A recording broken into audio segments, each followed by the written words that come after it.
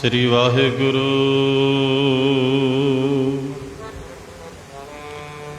सतनाम श्री वाहिगुरु।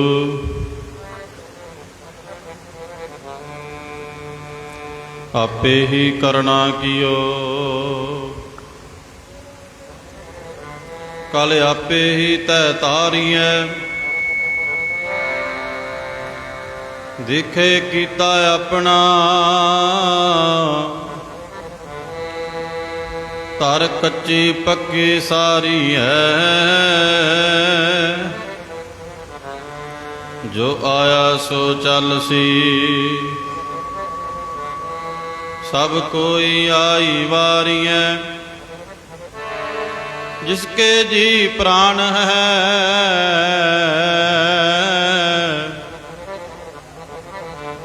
क्यों साहिब मन हो विसारी है।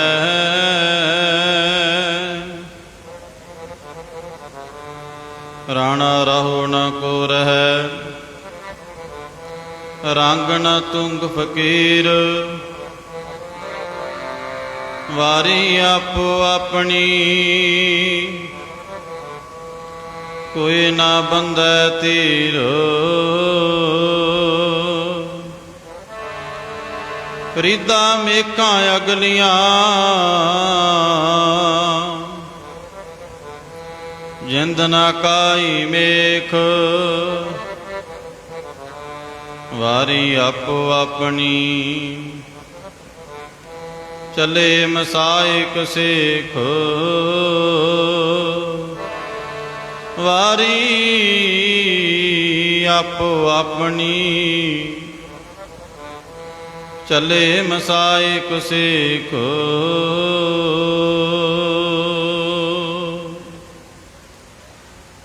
परम सत्कारयोग सतगुरां दी साजी निवाजी गुरु स्वरूप गुरु खालसा साध संगत जी, आप जितनियां भी गुरसिख संगतां दूरों नेड़ों चल के अपने कारां विहारां नूं पिछे छड्ड के काफ़ी समय तो हाजरा हजूर जाहरा जहूर सर्व कला भरपूर बाणी के बोहित धन धन साहिब श्री गुरु ग्रंथ साहिब महाराज के पावन पवित्र चरना कमलों के विच पहुँच के जो गुरमुख प्यारे अपने विचों सदीवी काल विछड़ चुके हैं। सरदार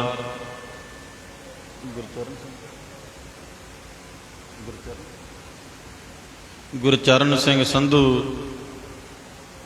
जो गुरमुख प्यारे अपने विचों विछड़ चुके हैं, उन्होंने भले वास्ते आत्मिक शांति वास्ते शरधा के फुल भेंट करने वास्ते आप सारिया संगतां माई पाई रिश्तेदार सज्जन मित्र एकत्र होए हो। सौ जितनियां भी संगतां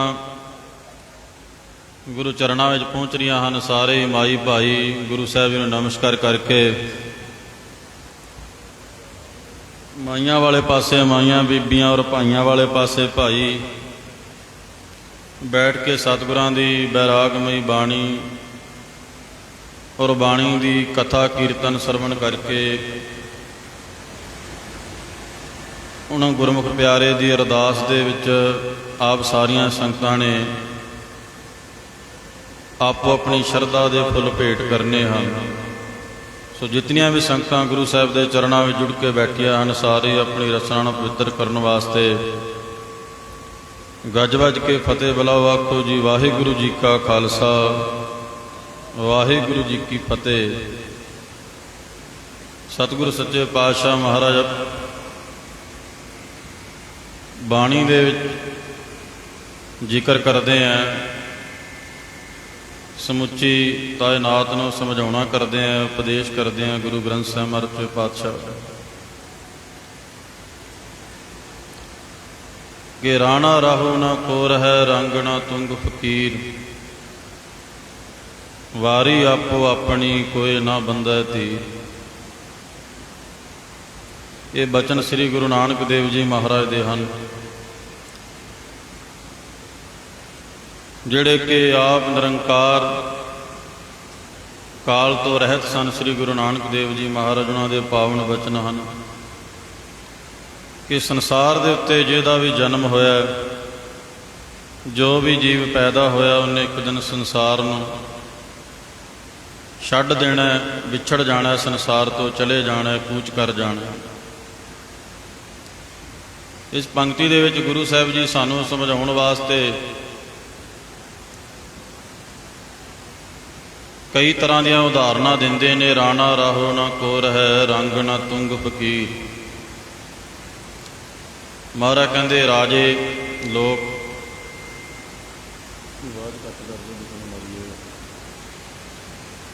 ਜਿਹੜੇ ਲੋਕ ਜਿਨ੍ਹਾਂ ਦੇ ਕੋਲੇ ਧਨ ਦੇ, ਮਾਇਆ ਦੇ, ਪਦਾਰਥਾਂ ਦੇ ਭੰਡਾਰੇ ਭਰੇ ਹੁੰਦੇ ਨੇ, ਕਿਸੇ ਚੀਜ਼ ਦੀ ਕਮੀ ਪੇਸ਼ੀ ਨਹੀਂ ਹੁੰਦੀ, ਕਿਸੇ ਵੀ ਚੀਜ਼ ਦਾ ਤੋੜਾ ਨਹੀਂ ਹੁੰਦਾ ਰਾਜੇ ਮਹਾਰਾਜਿਆਂ ਦੇ ਪਾਸ। ਪਰ ਗੁਰੂ ਮਹਾਰਾਜ ਕਹਿੰਦੇ ਬੇਸ਼ੱਕ ਉਹ ਦੁਨੀਆ ਦੇ ਵਿੱਚ ਰਾਜੇ ਹਨ, ਪਰ ਕੁਝ ਸਮੇਂ ਵਾਸਤੇ ਹਨ। ਉਹ ਵੀ ਸੰਸਾਰ ਦੇ ਉੱਤੋਂ ਮਹਾਰਾਜ ਜੀ ਕਹਿੰਦੇ ਕੂਚ ਕਰ ਜਾਣਗੇ। ਰਾਣਾ ਰਾਹੋ ਨਾ ਕੋਰ ਹੈ, ਰੰਗ ਨਾ ਤੁੰਗ ਫਕੀਰ। ਫਕੀਰ ਦੀ ਗੱਲ ਕਰਦੇ ਨੇ ਗੁਰੂ ਸਾਹਿਬ ਜੀ। ਫਕੀਰ ਦਾ ਭਾਵ ਹੈ ਜਿਹੜਾ ਕੇਵਲ ਦੇ ਕੇਵਲ ਪਰਮਾਤਮਾ ਦਾ ਫਿਕਰ ਕਰਦਾ ਔਰ ਸੰਸਾਰ ਦਾ ਫਿਕਰ ਨਹੀਂ ਕਰਦਾ,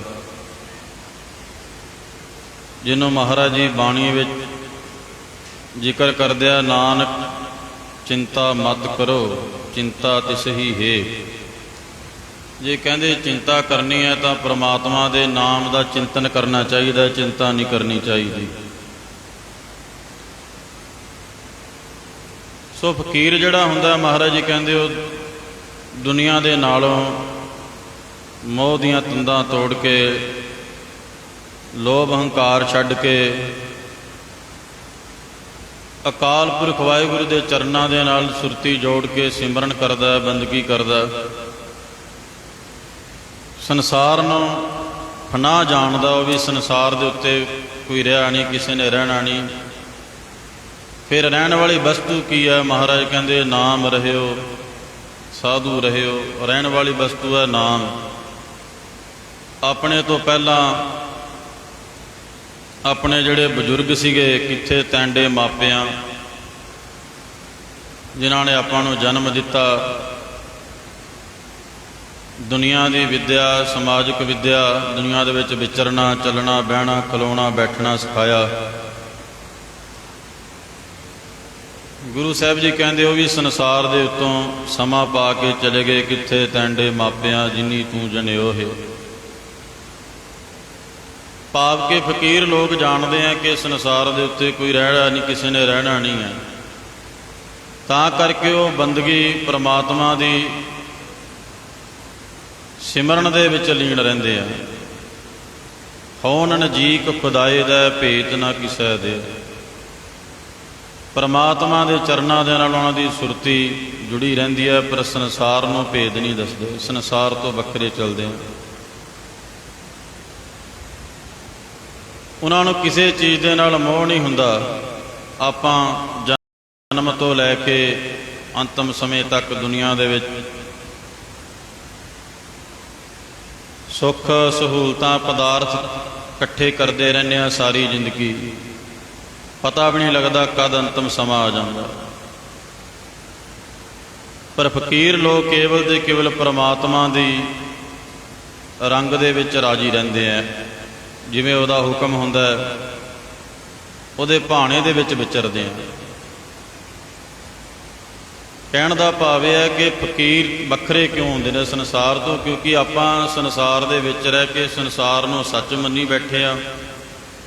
ਫਕੀਰ ਲੋਕ ਨੇ ਉਹ ਸੰਸਾਰ ਦੇ ਵਿੱਚ ਰਹਿੰਦੇ ਰਹਿੰਦੇ ਸੰਸਾਰ ਨੂੰ ਇਹ ਸਮਝਦੇ ਆ ਕਿ ਡੱਡਾ ਡੇਰਾ ਇਹੋ ਨਹੀਂ, ਜਹ ਡੇਰਾ ਤਹ ਜਾਣ। ਉਹ ਕਹਿੰਦੇ ਸੰਸਾਰ ਦਾ ਜਿਹੜਾ ਡੇਰਾ ਹੈ ਇਹ ਸੱਚ ਨਹੀਂ ਹੈ। ਇਹਨੂੰ ਅਸੀਂ ਇੱਕ ਦਿਨ ਅਲਵਿਦਾ ਕਹਿਣਾ, ਇੱਕ ਦਿਨ ਛੱਡਣਾ। ਇਹਨੂੰ ਗੱਲ ਵੀ ਸੱਚੀ ਹੈ ਵੀ ਇੱਥੇ ਰਹਿਣਾ ਵੀ ਕਿਸੇ ਨੇ ਨਹੀਂ। ਬੇਸ਼ੱਕ ਭਾਵੇਂ ਉਮਰ ਆਪਣੀ ਕਿਸੇ ਦੀ 40 ਦੀ ਹੈ, 50 ਦੀ ਹੈ, ਉਹ ਸਮਾਂ ਜਿਹੜਾ ਹੈ ਉਹ ਕਦੇ ਵੀ ਵਰਤ ਸਕਦਾ ਹੈ। ਮਹਾਰਾਜ ਜੀ ਬਾਣੀ ਵਿੱਚ ਸਾਨੂੰ ਬਹੁਤ ਜਗ੍ਹਾ 'ਤੇ ਸਮਝਾਉਂਦੇ ਆ, ਕਹਿੰਦੇ ਇਸ ਗੱਲ ਦਾ ਕੋਈ ਮਾਣ ਨਹੀਂ ਹੈ, ਕੋਈ ਗਰੰਟੀ ਨਹੀਂ ਹੈ ਕਿ ਕਦੋਂ ਸੰਸਾਰ ਤੋਂ ਜਾਣ ਦਾ ਸਮਾਂ ਆ ਜਾਣਾ। ਨਹਿ ਬਾਰਕ ਨਹਿ ਜੋ ਬਣਾ, ਨਹਿ ਬਿਰਦੀ ਕਛ ਬੰਧ। ਕਹਿੰਦੇ ਨੇ ਕਿ ਜਿਹੜਾ ਮੌਤ ਦਾ ਫਰਿਸ਼ਤਾ ਏ, ਅੰਤ ਸਮਾਂ ਏ, ਉਹ ਬਚਪਨ ਦੇ ਵਿੱਚ ਵੀ ਆ ਜਾਂਦਾ। ਜਿਵੇਂ ਤੁਸੀਂ ਦੇਖਦੇ ਹੋ ਹੌਸਪੀਟਲਾਂ ਦੇ ਵਿੱਚ ਕਈ ਬੱਚੇ ਕੁਦਰਤੀ ਅਕਾਲ ਪੁਰਖ ਦੇ ਹੁਕਮ ਦੇ ਅਨੁਸਾਰ ਮਾਤਾ ਦੇ ਗਰਭ ਵਿੱਚ ਹੀ ਸਰੀਰ ਤਿਆਗ ਜਾਂਦੇ ਆ। ਉਹ ਜਨਮ ਹੀ ਨਹੀਂ ਲੈਂਦੇ ਸੰਸਾਰ ਦੇ ਉੱਤੇ। ਬਹੁਤ ਸਾਰੇ ਜਿਹੜੇ ਨੇ ਉਹ ਜਨਮ ਲੈ ਕੇ ਕੁਝ ਹੀ ਦਿਨ 5-10 ਦਿਨ ਦੇ ਹੋ ਕੇ ਚੜ੍ਹਾਈ ਕਰ ਜਾਂਦੇ ਆ। ਹੁਣ ਤੁਸੀਂ ਤਾਂ ਰੋਜ਼ ਦੇਖਦੇ ਹੋ, ਕੱਲ੍ਹ ਲੁਧਿਆਣੇ ਦੀ ਚੱਲ ਰਹੀ ਸੀਗੀ, 8 ਸਾਲ ਦਾ ਬੱਚਾ ਬਹੁਤ ਛੋਟੀ ਉਮਰ ਦੇ ਵਿੱਚ ਹੀ ਕੋਈ ਸਮਾਂ ਬਣਿਆ ਅਕਾਲ ਦਾ ਤੇ ਅਕਾਲ ਚਲਾਣਾ ਕਰ ਗਿਆ, ਭਾਵੇਂ ਕਾਰਨ ਕੋਈ ਬਣਿਆ ਹੋਵੇ। ਪਰ ਮਹਾਰਾਜ ਜੀ ਇਹ ਇਸ਼ਾਰਾ ਕਰਦੇ ਆ, ਕਹਿੰਦੇ ਮੌਤ ਜਿਹੜੀ ਆ ਉਹ ਕਦੇ ਵੀ ਆ ਸਕਦੀ ਹੈ, ਕਿਤੇ ਵੀ ਆ ਸਕਦੀ ਹੈ, ਕਾਰਨ ਕੋਈ ਵੀ ਹੋ ਸਕਦਾ। ਸਮਝਣ ਵਾਲੀ ਗੱਲ ਹੈ। ਜੇ ਆਪਾਂ ਥੋੜ੍ਹਾ ਜਿਹਾ ਗੌਰ ਦੇ ਨਾਲ ਧਿਆਨ ਦੇਵਾਂਗੇ, ਸੁਣਾਂਗੇ ਤਾਂ ਆਪਣੀ ਸਮਝ 'ਚ ਪਏਗੀ ਗੱਲ ਕਿ ਸੰਸਾਰ ਦੇ ਉੱਤੇ ਮਹਾਰਾਜ ਜੀ ਕਹਿੰਦੇ ਅਕਾਲ ਪੁਰਖ ਦੇ ਹੁਕਮ ਦੇ ਨਾਲ ਜਨਮ ਮਿਲਦਾ ਹੈ ਜੀਵ ਨੂੰ, ਤੇ ਹੁਕਮ ਦੇ ਨਾਲ ਹੀ ਇਹ ਸਾਰੀ ਪ੍ਰਕਿਰਤੀ ਜਿਹੜੀ ਆ ਉਹ ਕੰਮ ਕਰ ਰਹੀ ਹੈ। ਹੁਕਮ ਦੇ ਨਾਲ ਹੀ ਸੰਸਾਰ ਤੋਂ ਚਲੇ ਜਾਣਾ ਹੈ। ਪਰ ਤੁਸੀਂ ਹੈਰਾਨ ਰਹਿ ਜਾਓਗੇ, ਆਪਾਂ ਇਹ ਦੋ ਗੱਲਾਂ ਪ੍ਰਮਾਤਮਾ ਦੀਆਂ ਜ਼ਰੂਰ ਮੰਨ ਲੈਂਦੇ ਹਾਂ, ਇੱਕ ਆਉਣਾ ਤੇ ਇੱਕ ਸੰਸਾਰ ਤੋਂ ਜਾਣਾ। ਸਾਰਿਆਂ ਨੂੰ ਪਤਾ ਵੀ ਜਨਮ ਜਿਹੜਾ ਉਹ ਪ੍ਰਮਾਤਮਾ ਦੀ ਹੁਕਮ ਦੇ ਨਾਲ, ਉਹਦੀ ਰਜ਼ਾ ਦੇ ਨਾਲ, ਜਾ ਤੁਮ ਭੇਜੇ ਤਿਨੈ ਬੁਲਾਏ, ਸੁਖ ਸਹਿਜ ਛੇਤੀ ਕਰ ਆਓ। ਪਰਮਾਤਮਾ ਨੇ ਸੰਸਾਰ 'ਤੇ ਭੇਜਿਆ, ਆਪਾਂ ਆਏ ਹਾਂ, ਪਰਮਾਤਮਾ ਬੁਲਾ ਲਵੇਗਾ, ਆਪਾਂ ਚਲੇ ਜਾਵਾਂਗੇ। ਪਰ ਉਹਦੇ ਜਿਹੜਾ ਵਿਚਾਲੇ ਵਾਲਾ ਸਮਾਂ ਉਹਨੂੰ ਵਿਚਾਰਨ ਦੀ ਲੋੜ ਹੈ, ਕਿਉਂਕਿ ਆਪਾਂ ਦੁਨੀਆ ਦੇ ਜਿੰਨੇ ਵੀ ਵਿਹਾਰ ਕਰਦੇ ਹਾਂ, ਕੰਮ ਕਰਦੇ ਹਾਂ ਨਾ, ਉਹਦੇ ਪਿੱਛੇ ਇੱਕ ਪ੍ਰਸ਼ਨ ਹੁੰਦਾ ਕਿ ਆਪਾਂ ਇਹ ਕੰਮ ਕਰ ਰਹੇ ਹਾਂ, ਇਹਦਾ ਰੀਜਨ ਕੀ ਹੈ, ਇਹਦਾ ਮਨੋਰਥ ਕੀ ਹੈ, ਇਹਦਾ ਮੈਥਡ ਕੀ ਹੈ। ਆਪਣੇ ਮਨ 'ਚ ਹੁੰਦਾ ਨਾ, ਜੇ ਬੱਚੇ ਪੜ੍ਹਾਈ ਕਰ ਰਹੇ ਆ ਤਾਂ ਕਿਉਂ ਕਰ ਰਹੇ ਆ, ਜੇ ਕੋਈ ਨੌਕਰੀ ਚਾਕਰੀ ਕਰਦਾ ਹੈ ਤਾਂ ਕਿਉਂ ਕਰਦਾ ਹੈ, ਕਿਉਂਕਿ ਮਹੀਨੇ ਬਾਅਦ ਉਹਨੂੰ ਸੈਲਰੀ ਮਿਲੇਗੀ, ਉਹਦੇ ਪਰਿਵਾਰ ਦਾ ਨਿਰਵਾਹ ਚੱਲੇਗਾ, ਉਹਦੀਆਂ ਲੋੜਾਂ ਪੂਰੀਆਂ ਹੋਣਗੀਆਂ, ਪਿੱਛੇ ਕਾਰਨ ਹੈ ਨਾ। ਕਿਉਂ ਆਪਣੇ ਬੱਚੇ ਇੱਥੋਂ ਮਹਿੰਗੀਆਂ ਪੜ੍ਹਾਈਆਂ ਕਰਕੇ, ਲੱਖਾਂ ਰੁਪਏ ਖਰਚ ਕੇ ਵਿਦੇਸ਼ ਜਾਂਦੇ ਆ, ਮਹਿੰਗੀਆਂ ਪੜ੍ਹਾਈਆਂ ਕਰਕੇ, ਮਹਿੰਗੇ ਖਰਚੇ ਕਰਕੇ, ਉਹਦੇ ਪਿੱਛੇ ਅਰਥ ਕੀ ਹੈ, ਕਿਉਂ ਗਏ ਆ ਬਾਹਰ। ਇਸ ਕਰਕੇ ਗਿਆ ਕਿ ਅਸੀਂ ਇੱਥੇ ਸਾਡੀਆਂ ਪੜ੍ਹਾਈਆਂ ਦਾ ਮੁੱਲ ਨਹੀਂ ਹੈ, ਬਾਹਰ ਜਾ ਕੇ ਵੈਲਿਊ ਹੈ ਪੜ੍ਹਾਈ ਦੀ, ਉੱਥੇ ਜਾ ਕੇ ਕਦਰ ਹੈ, ਕੰਮਕਾਰ ਮਿਲਦਾ ਹੈ, ਚੰਗੀ ਸੈਲਰੀ ਮਿਲਦੀ ਹੈ, ਮਿਹਨਤ ਕਰਦੇ ਆ ਆਪਣੀ। ਸੋ ਕਹਿਣ ਦਾ ਭਾਵ ਹੈ ਕਿ ਹਰ ਇੱਕ ਗੱਲ ਦੇ ਪਿੱਛੇ ਕਿਉਂ ਲੱਗਿਆ ਹੋਇਆ, ਸਵਾਲੀਆ ਚਿੰਨ੍ਹ ਕਹਿੰਦੇ ਆ।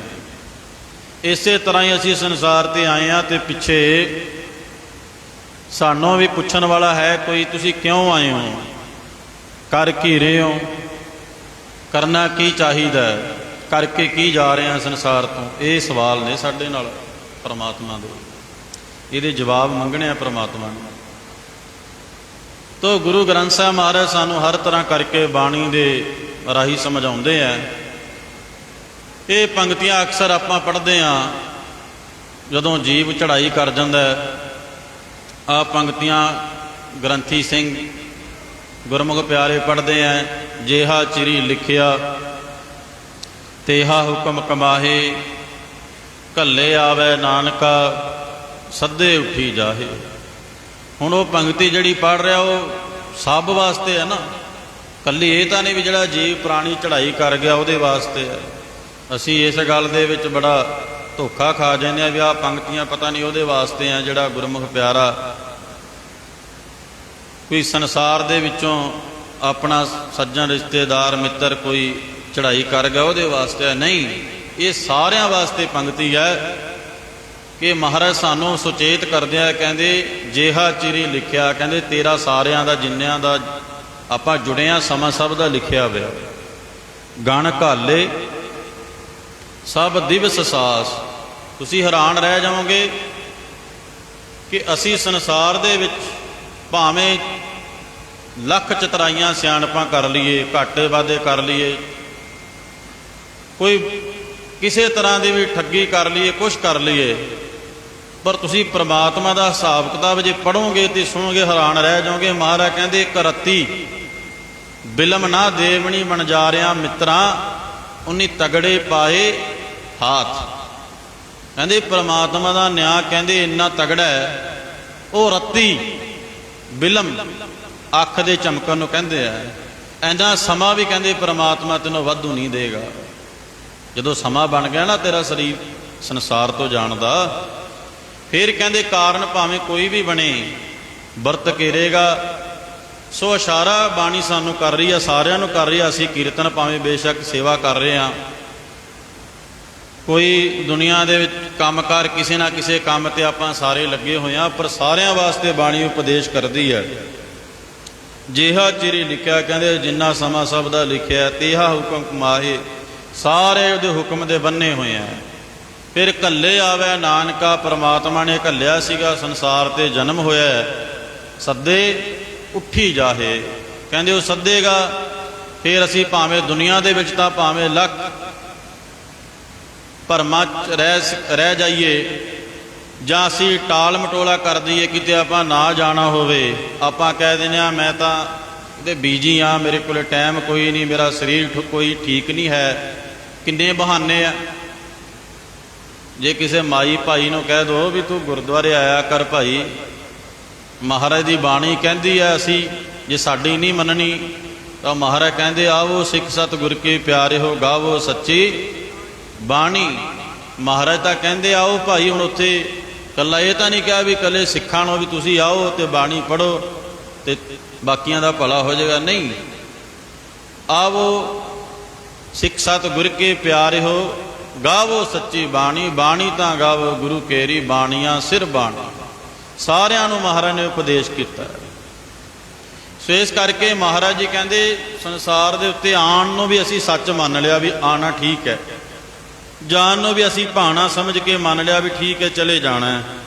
ਪਰ ਕਹਿੰਦੇ ਜਿਹੜਾ ਵਿਚਾਲੇ ਸਮਾਂ ਹੈ ਨਾ 60-50 ਸਾਲ ਦਾ ਜਾਂ ਜਿੰਨਾ ਵੀ ਹੈ, ਉਹਨੂੰ ਕਹਿੰਦੇ ਆਪਣੀ ਮਰਜ਼ੀ ਦੇ ਨਾਲ ਜੀਣਾ ਚਾਹੁੰਦੇ ਆ। ਦੇਖੋ ਆਉਣਾ ਵੀ ਹੁਕਮ ਦੇ ਵਿੱਚ ਹੈ, ਜਾਣਾ ਵੀ ਹੁਕਮ ਦੇ ਵਿੱਚ ਹੈ, ਪਰ ਜਿਹੜਾ ਵਿਚਾਲੇ ਸਮਾਂ ਹੈ ਉਹਨੂੰ ਬੰਦਾ ਕਹਿੰਦਾ ਮੈਂ ਆਪਣੀ ਮਨ ਮਰਜ਼ੀ ਦੇ ਨਾਲ ਜੀਣਾ ਚਾਹੁੰਦਾ, ਜੋ ਮੇਰੇ ਮਨ ਵਿੱਚ ਆਏਗਾ ਮੈਂ ਉਹੀ ਖਾਵਾਂਗਾ, ਉਹੀ ਕਰਾਂਗਾ, ਉਹੀ ਪਹਿਨਾਂਗਾ। ਇਹ ਆਜ਼ਾਦੀ ਹੈ। ਪਰ ਮਹਾਰਾਜ ਜੀ ਤਾਂ ਸਾਨੂੰ, ਜੇ ਅਸੀਂ ਬਾਣੀ ਨੂੰ ਦੇਖੋ ਗੁਰੂ ਮੰਨਦੇ ਹਾਂ, ਇਕੱਲਾ ਜੇ ਆਪਾਂ ਕਹੀਏ ਵੀ ਮੱਥਾ ਟੇਕ ਲਿਆ ਤੇ ਨਹੀਂ, ਗੁਰੂ ਸਾਹਿਬ ਜੀ ਕਹਿੰਦੇ ਜੇ ਮੱਥਾ ਟੇਕਣਾ ਹੀ ਗੁਰੂ ਮੰਨਣਾ ਹੈ ਤਾਂ ਗੁਰੂ ਸਾਹਿਬ ਜੀ ਕਹਿੰਦੇ ਅਪਰਾਧੀ ਦੁਣਾ ਨਿਵੈ ਜੋ ਹੰਤਾ ਮਿਰਗਾਹੇ। ਕਹਿੰਦੇ ਜਿਹੜੇ ਸ਼ਿਕਾਰੀ ਨੇ ਨਾ, ਜਦੋਂ ਕਹਿੰਦੇ ਮਿਰਗ ਦਾ ਸ਼ਿਕਾਰ ਕਰਦੇ ਆ ਨਾ, ਲੰਮਾ ਪੈ ਕੇ ਧਰਤੀ ਦੇ ਨਾਲ ਵਿਛ ਜਾਂਦੇ ਆ ਉਹ, ਤੇ ਸਾਹ ਵੀ ਰੋਕ ਲੈਂਦੇ ਆ। ਕਹਿੰਦੇ ਆਪਣਾ ਜਦੋਂ ਉਹਨਾਂ ਨੇ ਸ਼ਿਕਾਰ ਕਰਨਾ ਹੁੰਦਾ, ਨਿਸ਼ਾਨਾ ਬੰਨਣਾ ਹੁੰਦਾ ਨਾ, ਕਹਿੰਦੇ ਉਹ ਤਾਂ ਲੰਮਾ ਪੈ ਕੇ ਫਿਰ ਸ਼ਿਕਾਰੀ ਜਿਹੜਾ ਇਹ ਕਹਿੰਦੇ ਆਪਣੇ ਸ਼ਿਕਾਰ ਨੂੰ ਮਾਰਨ ਵਾਸਤੇ ਲੰਮਾ ਪੈ ਕੇ ਨਿਭਦਾ। ਫਿਰ ਕਹਿੰਦੇ ਤੇਰੇ 'ਚ ਤੇ ਉਹ 'ਚ ਕੀ ਫਰਕ ਹੈ। ਮੱਥਾ ਟੇਕਣ ਦੇ ਲਾਸਟ ਅਰਥ ਇਹ ਨੇ ਕਿ ਆਪਾਂ ਆਪਣੀ ਮੱਤ ਗੁਰੂ ਦੇ ਅੱਗੇ ਟੇਕ ਦਿੱਤੀ ਹੈ। ਗੁਰੂ ਸਾਹਿਬ ਜੀ ਤੂੰ ਸਮਰੱਥ ਵੱਡਾ, ਮੇਰੀ ਮੱਤ ਥੋੜ੍ਹੀ ਰਾਮ। ਇੱਥੇ ਦਾ ਮਤਲਬ ਇੱਕ ਹੈ ਵੀ ਅਸੀਂ ਮੱਥਾ ਟੇਕਿਆ, ਮਹਾਰਾਜ ਸਾਡੀ ਮੱਤ ਬਹੁਤ ਥੋੜ੍ਹੀ ਹੈ, ਕਿਰਪਾ ਕਰੋ, ਤੁਸੀਂ ਕਿਰਪਾ ਕਰੋ, ਦੀਨ ਕੇ ਦਾਤੇ, ਤੁਸੀਂ ਕਿਰਪਾ ਕਰੋ ਮਹਾਰਾਜ, ਤੁਸੀਂ ਦੁਨੀਆ ਦੇ ਦਾਤੇ ਹੋ, ਸਾਡੇ ਸਿਰ ਦੇ ਉੱਤੇ ਆਪਣਾ ਮਿਹਰ ਭਰਿਆ ਹੱਥ ਰੱਖੋ। ਜਿਹੜੀ ਤੁਹਾਡੀ ਮੱਤ ਹੈ, ਹੁਣ ਗੁਰੂ ਦੀ ਮੱਤ ਕੀ ਹੈ? ਗੁਰ ਕਹਿਆ ਸਾਕਾਰ ਕਮਾਵੋ। ਗੁਰੂ ਨੇ ਜੋ ਕਿਹਾ ਉਹਨੂੰ ਆਪਣੇ ਨੇਮ ਦੇ ਵਿੱਚ ਢਾਲ ਕੇ ਕਮਾਈ ਕਰੋ, ਸਿਮਰਨ ਕਰੋ, ਬੰਦਗੀ ਕਰੋ, ਗੁਰੂ ਵਾਲਾ ਬਣੋ। ਇਹ ਗੁਰੂ ਦੀ ਕਾਰ ਹੈ। ਗੁਰ ਕਿਆ ਸਾਕਾਰ ਕਮਾਵੋ, ਗੁਰ ਕੀ ਕਰਨੀ ਕਾਹੇ ਧਾਵੋ। ਸੋ ਕਹਿਣ ਦਾ ਭਾਵ ਹੈ ਸਾਧ ਸੰਗਤ ਜੀ, ਅਸੀਂ ਅੱਜ ਵੀ ਬਹੁਤ ਵੱਡੇ ਭਰਮ ਵਿੱਚ ਆਉਣ ਨੂੰ ਵੀ ਹੁਕਮ ਸਮਝ ਲਿਆ, ਜਾਣ ਨੂੰ ਵੀ ਹੁਕਮ ਮੰਨ ਲਿਆ, ਪਰ ਜਿਹੜੀ ਵਿਚਾਲੇ ਜ਼ਿੰਦਗੀਆਂ ਮਹਾਰਾਜ ਕਹਿੰਦੇ, ਉਹ ਕਹਿੰਦਾ ਬੰਦਾ ਵੀ ਆਪੀ ਨੈ ਭੋਗ ਭੋਗ ਕਹਿ ਹੋਏ ਭਸਮੜ ਭੋਰ ਸਦਾਇਆ, ਵੱਡਾ ਹੋਆ ਦੁਨੀਦਾਰ ਗਲ ਸੰਗਲ ਘੱਤ ਚਲਾਇਆ, ਅੱਗੇ ਕਰਨੀ ਕੀਰਤ ਵਾਚੀਐ ਬੈ ਲੇਖਾ ਕਰ ਸਮਝਾਇਆ, ਥਾਉ ਨਾ ਹੋਈ ਪਾਉਂਦੀ ਹੁਣ ਸੁਣੀਐ ਕਿਆ ਰੁਆਇਆ, ਮਨ ਅੰਧਾ ਜਨਮ ਗਵਾਇਆ। ਮਨ ਭਾਉਂਦੇ ਮਹਾਰਾਜ ਕਹਿੰਦੇ ਜੇ ਤੂੰ ਵਿਕਾਰ ਭੋਗੇਗਾ ਨਾ, ਮਨ ਭਾਉਂਦੇ ਤਾਂ ਕਹਿੰਦੇ ਫੇਰ ਕਹਿੰਦੇ ਤੈਨੂੰ ਜਿਹੇ ਜੇ ਮਨ ਭਾਉਂਦੇ ਵਿਕਾਰ ਭੋਗੇਗਾ, ਫਿਰ ਉਹੋ ਜੇ ਤੈਨੂੰ ਦੋਸ਼ ਵੀ ਲੱਗਣਗੇ, ਉਹੋ ਜਿਹਾ ਦੰਡ ਵੀ ਮਿਲੇਗਾ। ਤਾਂ ਮਹਾਰਾਜ ਨੇ ਬਾਣੀ ਵਿੱਚ ਕਿਹਾ ਨਾ ਵੀ ਪਦਾਰਥ ਬਣੇ ਆ ਦੁਨੀਆ ਦੇ ਵਿੱਚ, ਬਹੁਤ ਪਦਾਰਥ ਹੈ, ਪਰ ਕਹਿੰਦੇ ਤੂੰ ਉਹ ਨਾ ਖਾਈ ਜਿਨ੍ਹਾਂ ਦੇ ਖਾਣ ਕਰਕੇ ਤੇਰਾ ਮਨ ਮੈਲਾ ਹੋ ਜਾਏਗਾ, ਤੂੰ ਬਕਰਮ ਕਰੇਗਾ, ਮਾੜੇ ਕਰਮ ਕਰੇਗਾ। ਬਾਬਾ ਹੋਰ ਖਾਣਾ ਖੁਸ਼ੀ ਖੁਆਰ, ਜਿਤ ਖਾਧਾ ਤਨ ਪੀੜੀਆ ਮਨ ਮੇ ਚਲੇ ਵਿਕਾਰ। ਕਹਿੰਦੇ ਉਹ ਖਾਣਾ, ਉਹ ਪਦਾਰਥ ਨਾ ਖਾਈ ਜਿਨ੍ਹਾਂ ਦੇ ਕਰ ਕਰਕੇ ਤੇਰਾ ਮਨ ਮੈਲਾ ਹੋ ਜਾਵੇ, ਤੇਰੇ ਮਨ ਦੇ ਵਿੱਚ ਵਿਕਾਰ ਪੈਦਾ ਹੋ ਜਾਣ, ਉਹ ਖਾਣਾ ਨਾ ਖਾਈ। ਤੂੰ ਜਿਹੜਾ ਪ੍ਰਮਾਤਮਾ ਤੈਨੂੰ 2 ਟਾਈਮ ਦਾ ਪ੍ਰਸ਼ਾਦਾ ਦੇ ਰਿਹਾ, ਆਪਣੀ ਕਿਰਤ ਬਿਰਤ ਕਰ ਧਰਮ ਦੀ, ਆਪਣੀ ਦਸਾਂ ਨੋਆਂ ਦੀ ਕਿਰਤ ਕਰਕੇ ਛਕੀ, ਭਾਵ ਕੇ ਠੱਗੀ ਦਾ, ਚੋਰੀ ਦਾ, ਵਾਢੀਆਂ ਟੇਢੀਆਂ ਦਾ ਇਹ ਧਨ ਨਾ ਕਮਾ ਕੇ ਖਾਈ। ਮਹਾਰਾਜ ਕਹਿੰਦੇ ਤੇਰਾ ਇੱਥੇ ਵੀ ਦੁੱਖਦਾਈ ਹੈ ਤੇ ਸੰਸਾਰ ਦੇ ਉੱਤੋਂ ਜਾਣ ਤੋਂ ਬਾਅਦ ਵੀ ਦੁੱਖਦਾਈ ਹੈ। ਜੇ ਵੇਹ ਕਰਮ ਕਮਾਵਦਾ ਤੇ ਵੇਹ ਫਲਤੇ, ਦਰਗਾਹ ਦੇ ਵਿੱਚ ਕਹਿੰਦੇ ਉਹ ਕਰਮ ਸਾਰੇ ਜਿਹੜੇ ਨੇ ਉਹ ਫਲਣਗੇ ਤੇਰੇ। ਇੱਥੇ ਜਿਹੜੇ ਆਪਾਂ ਬੀਜ ਬੀਜਦੇ ਹਾਂ ਉਹ ਸਾਰੇ ਜਿਹੜੇ ਨੇ ਫਲਦੇ ਨੇ। ਹੁਣ ਕਈ ਵਾਰੀ ਆਪਾਂ ਸੰਸਾਰ ਦੇ ਵਿੱਚ ਵਿਚਰਦਿਆਂ ਹੋਇਆਂ, ਅਕਸਰ ਆਪਾਂ ਦੁਨੀਆ ਦੇ ਵਿੱਚ ਵਿਚਰਦੇ ਹਾਂ, ਰੋਡਾਂ ਸੜਕਾਂ ਦੇ ਉੱਤੇ ਤੁਰਦੇ ਹਾਂ, ਸਫ਼ਰ ਤੈਅ ਕਰਦੇ ਹਾਂ, ਕਈ ਵਾਰੀ ਜ਼ਿੰਦਗੀ ਵਿੱਚ ਹਾਦਸਾ ਵਾਪਰ ਜਾਂਦਾ ਤੇ ਕਈ ਵਾਰੀ ਆਪਾਂ ਬਚ ਵੀ ਜਾਂਦੇ ਹਾਂ, ਬਹੁਤ ਸੱਟਾਂ ਲੱਗ ਜਾਂਦੀਆਂ ਨੇ। ਕਈ ਵਿਚਾਰੇ ਜੀਵ ਰੋਜ਼ ਡੇਲੀ ਫੇਸ ਜੇ ਆਪਾਂ ਦੇਖੀਏ ਤਾਂ ਉਹ ਐਕਸੀਡੈਂਟ ਦੇ ਵਿੱਚ ਚੜ੍ਹਾਈ ਕਰ ਜਾਂਦੇ ਆ, ਸਰੀਰ ਤੋਂ ਹੀ ਵਾਂਝੇ ਹੋ ਜਾਂਦੇ ਆ। ਸੋ ਉੱਥੇ ਆਪਣੇ ਮਨ 'ਚ ਆਉਂਦਾ, ਕਹਿੰਦੇ ਨੇ ਕੋਈ ਚੰਗਾ ਕਰਮ ਕੀਤਾ ਅੱਗੇ ਆ ਗਿਆ ਜਿਹੜਾ ਅੱਜ ਬਚਾਅ ਹੋ ਗਿਆ, ਨਹੀਂ ਤਾਂ ਚਾਂਸ ਨਹੀਂ ਸੀਗੇ ਬਚਣ ਦੇ। ਇਹੀ ਗੱਲ ਹੈ, ਜੇ ਆਪਾਂ ਕਰਮ ਇੱਥੇ ਚੰਗੇ ਕਰਾਂਗੇ ਤੇ ਇੱਥੇ ਵੀ ਚੰਗਾ ਹੋਏਗਾ, ਦਰਗਾਹ ਵਿੱਚ ਵੀ ਚੰਗਾ ਹੋਏਗਾ। ਤਾਂ ਆਪਾਂ ਫਕੀਰ ਦੀ ਗੱਲ ਕਰ ਰਹੇ ਸੀਗੇ ਵੀ ਫਕੀਰ ਜਿਹੜਾ ਉਹ ਸੰਸਾਰ ਨੂੰ ਫਨਾ ਜਾਣਦਾ, ਉਹ ਇਸ ਸੰਸਾਰ ਨੂੰ ਸਮਝਦਾ ਵੀ ਇਹ ਸੰਸਾਰ ਜਿਹੜਾ ਇਹ ਇੱਕ ਸੁਪਨੇ ਦੀ ਨਿਆਈ ਹੈ ਵੀ ਸੁਪਨੇ ਦੀ ਨਿਆਈ ਹੈ। ਦੁਨੀਆ ਦਾ ਸੁਪਨਾ ਕੀ ਹੈ? ਆਪਾਂ ਸਾਰੇ ਮਾਈ ਭਾਈ ਜਦੋਂ ਰਾਤ ਨੂੰ ਆਰਾਮ ਕਰਦੇ ਹਾਂ ਤੇ ਜਿਹੇ ਜੇ ਆਪਾਂ ਦਿਨ ਦੇ ਵਿੱਚ ਆਪਣੇ ਮਨ ਦੇ ਵਿੱਚ ਫੁਰਨੇ ਪੈਦਾ ਕਰਦੇ ਹਾਂ, ਸੋਚਦੇ ਸੋਚਦੇ ਸੋ ਜਾਂਦੇ ਹਾਂ, ਉਹੋ ਜਿਹੇ ਫਿਰ ਆਪਾਂ ਨੂੰ ਸੁਪਨੇ ਆਉਂਦੇ ਆ। ਸੁਪਨਿਆਂ ਦੇ ਵਿੱਚ ਬਹੁਤ ਸਾਰੇ ਆਪਣਾ ਘਰ-ਬਾਰ ਛੱਡ ਕੇ ਕੋਈ ਕੀ ਬਣ ਜਾਂਦਾ, ਕੋਈ ਕੀ ਬਣ ਜਾਂਦਾ, ਪਰ ਉਹ ਸੁਪਨੇ ਵਿੱਚ ਹੁੰਦਾ ਸਾਰਾ ਕੁਝ। ਜਦੋਂ ਅੱਖ ਖੁੱਲ੍ਹਦੀ ਹੈ ਤਾਂ ਕੀ ਮਹਿਸੂਸ ਕਰਦਾ? ਕਹਿੰਦਾ ਮੈਂ ਆਪਣੇ ਘਰ ਦੀ 4 ਦੀਵਾਰੀ ਦੇ ਅੰਦਰ ਮੰਜੇ 'ਤੇ ਹੀ ਪਿਆ ਹੋਇਆ, ਤੇ ਜਦੋਂ ਮੈਂ ਸੁਪਨੇ ਵਿੱਚ ਸੀਗਾ ਮੈਨੂੰ ਇਹ ਲੱਗਦਾ ਸੀਗਾ ਮੈਂ ਗੱਡੀ ਚਲਾ ਰਿਹਾ ਜਾਂ ਮੈਂ ਕੋਈ ਵੱਡੇ ਅਹੁਦੇ ਦੇ ਉੱਤੇ ਬੈਠਾ ਹੋਇਆ, ਜਦ ਕਿ ਉਹ ਸੱਚ ਨਹੀਂ ਸੀਗਾ। ਸੱਚ ਕੀ ਹੈ?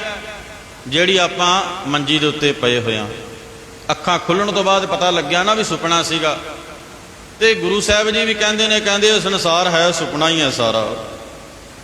ਫਰਕ ਇਹਦੇ ਵਿੱਚ ਇਹ ਹੈ, ਉਹ ਸੁਪਨਾ ਜਿਹੜਾ ਏ ਅੱਖ ਖੁੱਲੀ ਤੇ ਪਤਾ ਲੱਗਣਾ ਮੈਂ ਸੁਪਨੇ ਵਿੱਚ ਸੀਗਾ, ਹਕੀਕਤ ਨਹੀਂ ਸੀਗੀ, ਸੱਚ ਨਹੀਂ ਸੀਗਾ। ਤੇ ਸੰਸਾਰ ਦੇ ਉੱਤੇ ਅਸੀਂ ਬੜੇ ਪਸਾਰੇ ਆ, ਆਹ ਵੀ ਕਰ ਲਓ, ਉਹ ਵੀ ਕਰ ਲਓ, ਆਹ ਵੀ ਬਣਾ ਦਿਓ, ਉਹ ਵੀ ਬਣਾ ਦਿਓ। ਬਹੁਤ ਮਹਾਰਾਜ ਤਾਂ ਇੱਥੇ ਤੱਕ ਕਹਿੰਦੇ ਆ ਬਾਣੀ ਵਿੱਚ, ਕਹਿੰਦੇ ਆ ਰਾਤ ਜੇ ਸੋਵੈ ਦਿਨ ਕਰੇ ਕਾਮ, ਇੱਕ ਖਿਨ ਲੇਹੇ ਨਾ ਹਰ ਕੋ ਨਾਮ।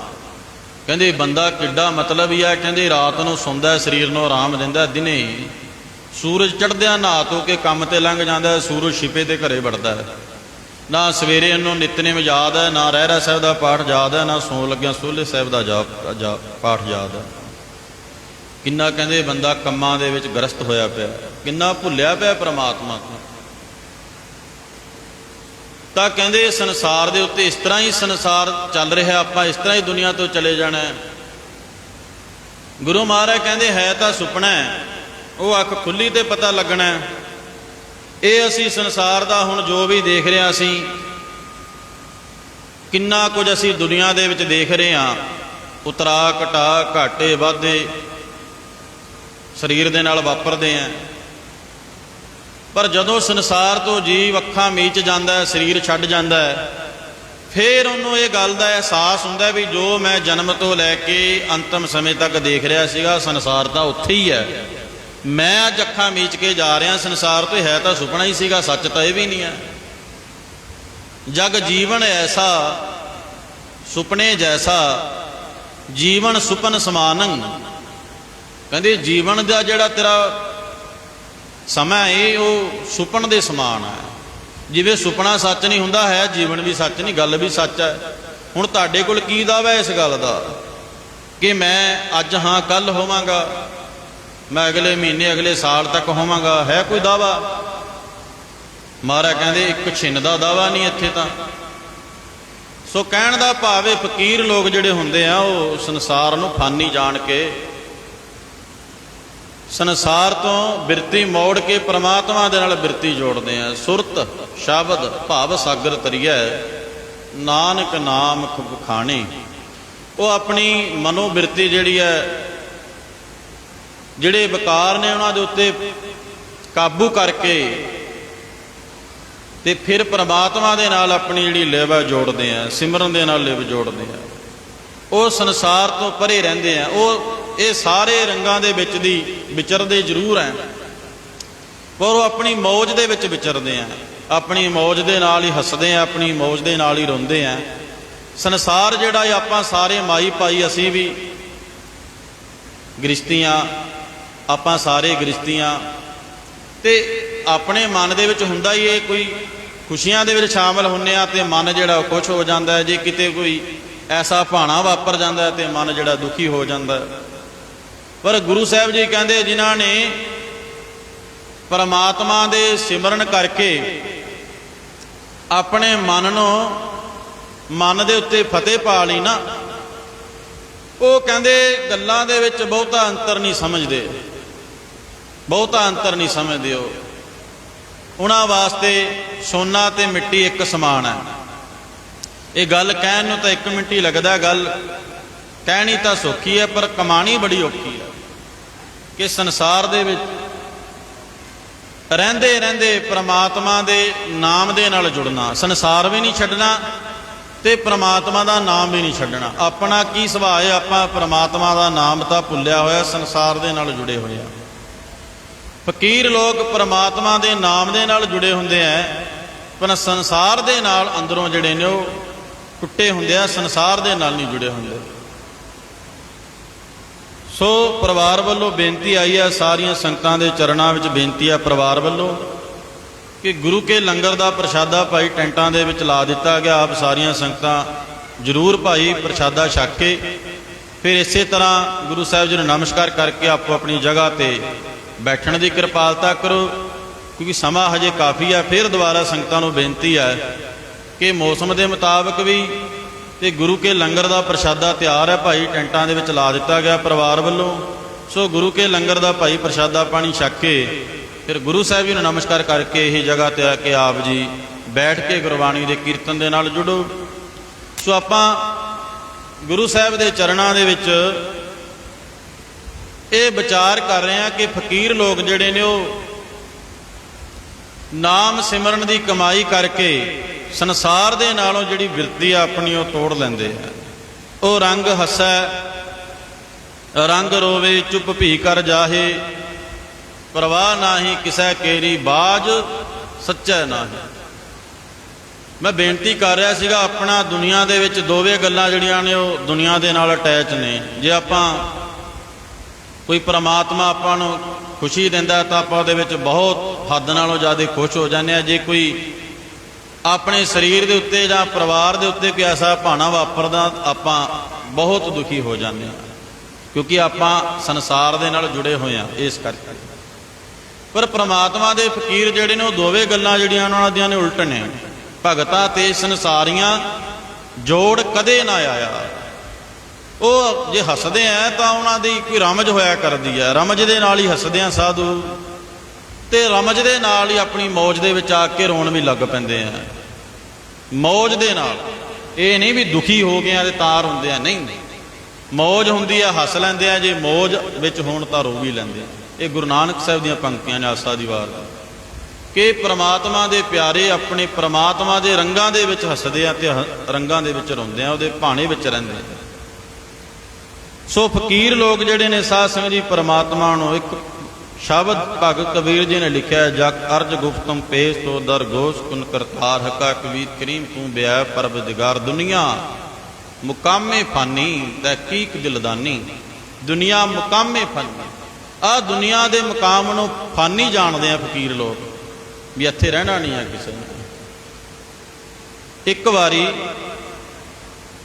ਇੱਕ ਫਕੀਰ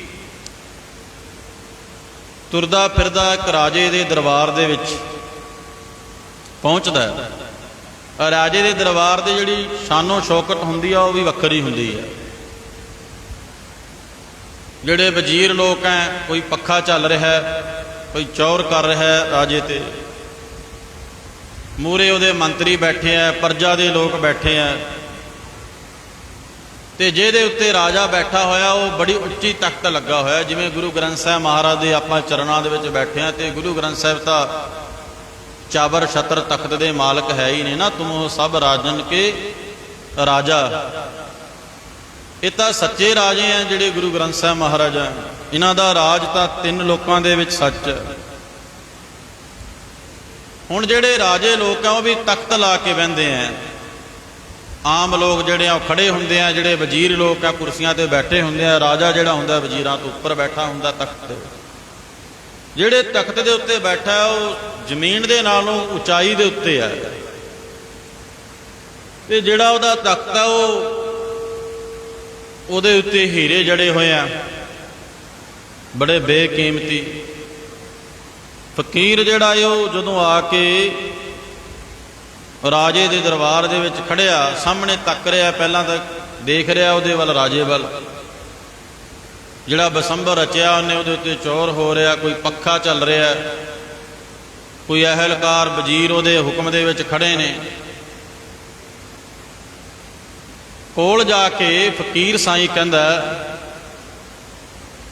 ਹੁਣ ਉਹ ਜਿਹੜਾ ਸ਼ਾਹੀ ਦਰਬਾਰ ਹੈ, ਫਕੀਰ ਉੱਚੀ ਉੱਚੀ ਆਵਾਜ਼ ਮਾਰ ਕੇ ਕਹਿੰਦਾ, ਰਾਜਾ ਜਿੱਥੇ ਤੂੰ ਬੈਠਾ ਹੈ ਨਾ, ਇਹ ਤਖਤ ਦੇ ਉੱਤੇ ਇਹ ਮੁਸਾਫਰਖਾਨਾ ਹੈ। ਇੱਕ ਵਾਰੀ ਕਿਹਾ, ਕਹਿੰਦਾ ਮੁਸਾਫਰਖਾਨਾ ਹੈ, ਫੇਰ ਉੱਚੀ ਸਾਰੀ ਕਿਹਾ ਇਹ ਮੁਸਾਫਰਖਾਨਾ ਹੈ। ਉਹਦੇ ਵਜ਼ੀਰ ਭੱਜ ਕੇ ਆਏ, ਫਕੀਰ ਸਾਈਂ ਨੂੰ ਫੜਿਆ, ਬਾਹਾਂ ਤੋਂ ਫੜ ਕੇ ਬਾਹਰ ਲੈ ਗਏ, ਕਹਿੰਦੇ ਰਾਜੇ ਦਾ ਸ਼ਾਹੀ ਦਰਬਾਰ ਹੈ। ਤੈਨੂੰ ਦਿਖਦਾ ਨਹੀਂ ਆ ਵੀ ਕਿੰਨੇ ਲੋਕ ਰਾਜੇ ਦੇ ਹੁਕਮ ਦੀ ਉਡੀਕ ਕਰ ਰਹੇ ਆ, ਉਹਦੇ ਹੁਕਮ ਦੇ ਅੱਗੇ ਹੱਥ ਜੋੜ ਕੇ ਬੰਨ੍ਹ ਕੇ ਖੜੇ ਆ, ਕਿੰਨੇ ਵਜ਼ੀਰ ਕਿੰਨੇ ਮੰਤਰੀ, ਸਜਿਆ ਪਿਆ ਦਰਬਾਰ ਉਹਦਾ ਰਾਜੇ ਦਾ। ਤੂੰ ਇੱਕ ਰਾਜੇ ਦੇ ਸਜੇ ਹੋਏ ਦਰਬਾਰ ਨੂੰ ਮੁਸਾਫਰਖਾਨਾ ਕਿਉਂ ਕਹਿ ਰਿਹਾ? ਉਹ ਦੂਰ ਸਾਰੀ ਛੱਡ ਕੇ ਆ ਗਏ। ਕੁਝ ਕੁ ਸਮਾਂ ਬੀਤਿਆ, ਫੇਰ ਫਕੀਰ ਆ ਕੇ ਉੱਥੇ ਹੀ ਫੇਰ ਖੜ ਗਿਆ ਆ ਕੇ ਦਰਬਾਰ ਦੇ ਵਿੱਚ। ਰਾਜੇ ਦੇ ਵੱਲ ਹੱਥ ਕਰਕੇ ਕਹਿੰਦਾ ਇਹ ਰਾਜੇ, ਜਿਹੜੇ ਤਖਤ ਦੇ ਉੱਤੇ ਤੂੰ ਬੈਠਾ ਇਹ ਮੁਸਾਫਰਖਾਨਾ ਹੈ, ਇਦੋਂ ਵੱਧ ਕੇ ਕੁਛ ਨਹੀਂ ਹੈ। ਫਕੀਰ ਜਿਹੜਾ ਹੁੰਦਾ ਉਹ ਰਮਜ ਮਾਰਿਆ ਕਰਦਾ, ਸਿੱਧਾ ਰਾਜ ਕਦੇ ਕਿਸੇ ਨੂੰ ਕੋਈ ਸੰਤ ਮਹਾਤਮਾ ਮਹਾਂਪੁਰਸ਼ ਰਾਜੇ ਸਾਧੂ ਲੋਕ ਜਿਹੜੇ ਹੁੰਦੇ ਨੇ ਵਿਅੰਗ ਹੋਇਆ ਕਰਦਾ, ਇਹਨਾਂ ਦਾ ਸਿੱਧਾ ਰਾਜ ਨਹੀਂ ਦਿਆ ਕਰਦੇ, ਰਮਜ ਮਾਰਿਆ ਕਰਦੇ ਆ। ਜਿਵੇਂ ਗੁਰੂ ਅਮਰਦਾਸ ਪਾਤਸ਼ਾਹ ਮਹਾਰਾਜ ਬਾਣੀ ਵਿੱਚ ਇੱਕ ਸ਼ਬਦ ਲਿਖਦੇ ਆ, ਕਿਆ ਜਾਣਾ ਕਿਵੇਂ ਮਰਾਂਗੇ। ਗੁਰੂ ਅਮਰਦਾਸ ਪਾਤਸ਼ਾਹ ਮਹਾਰਾਜ ਦਾ ਬਚਨ, ਕਹਿੰਦੇ ਕੋਈ ਪਤਾ ਨਹੀਂ ਕਦੋਂ ਕਿਵੇਂ ਤੇ ਕਿੱਥੇ, ਕਦੋਂ ਕੀ ਭਾਣਾ ਵਾਪਰ ਜਾਣਾ, ਕਦੋਂ ਮੌਤ ਦੇ ਫਰਿਸ਼ਤੇ ਨੇ ਆ ਘੇਰਨਾ, ਕਿਆ ਜਾਣਾ। ਗੱਲ ਤਾਂ ਠੀਕ ਹੈ ਵੀ ਕਿਸੇ ਨੂੰ ਕੀ ਪਤਾ ਇਸ ਗੱਲ ਦਾ, ਘਰੋਂ ਤਾਂ ਸਾਰੇ ਤਿਆਰੀਆਂ ਕਰਕੇ ਤੁਰਦੇ ਆਪਾਂ, ਪਰ ਐਸਾ ਹਾਦਸਾ ਵਾਪਰ ਜਾਂਦਾ ਜ਼ਿੰਦਗੀ ਦੇ ਨਾਲ ਕਈ ਵਾਰੀ। ਅੱਜ ਕੱਲ੍ਹ ਬਿਮਾਰੀਆਂ ਬਹੁਤ ਚੱਲੀਆਂ ਹੋਈਆਂ।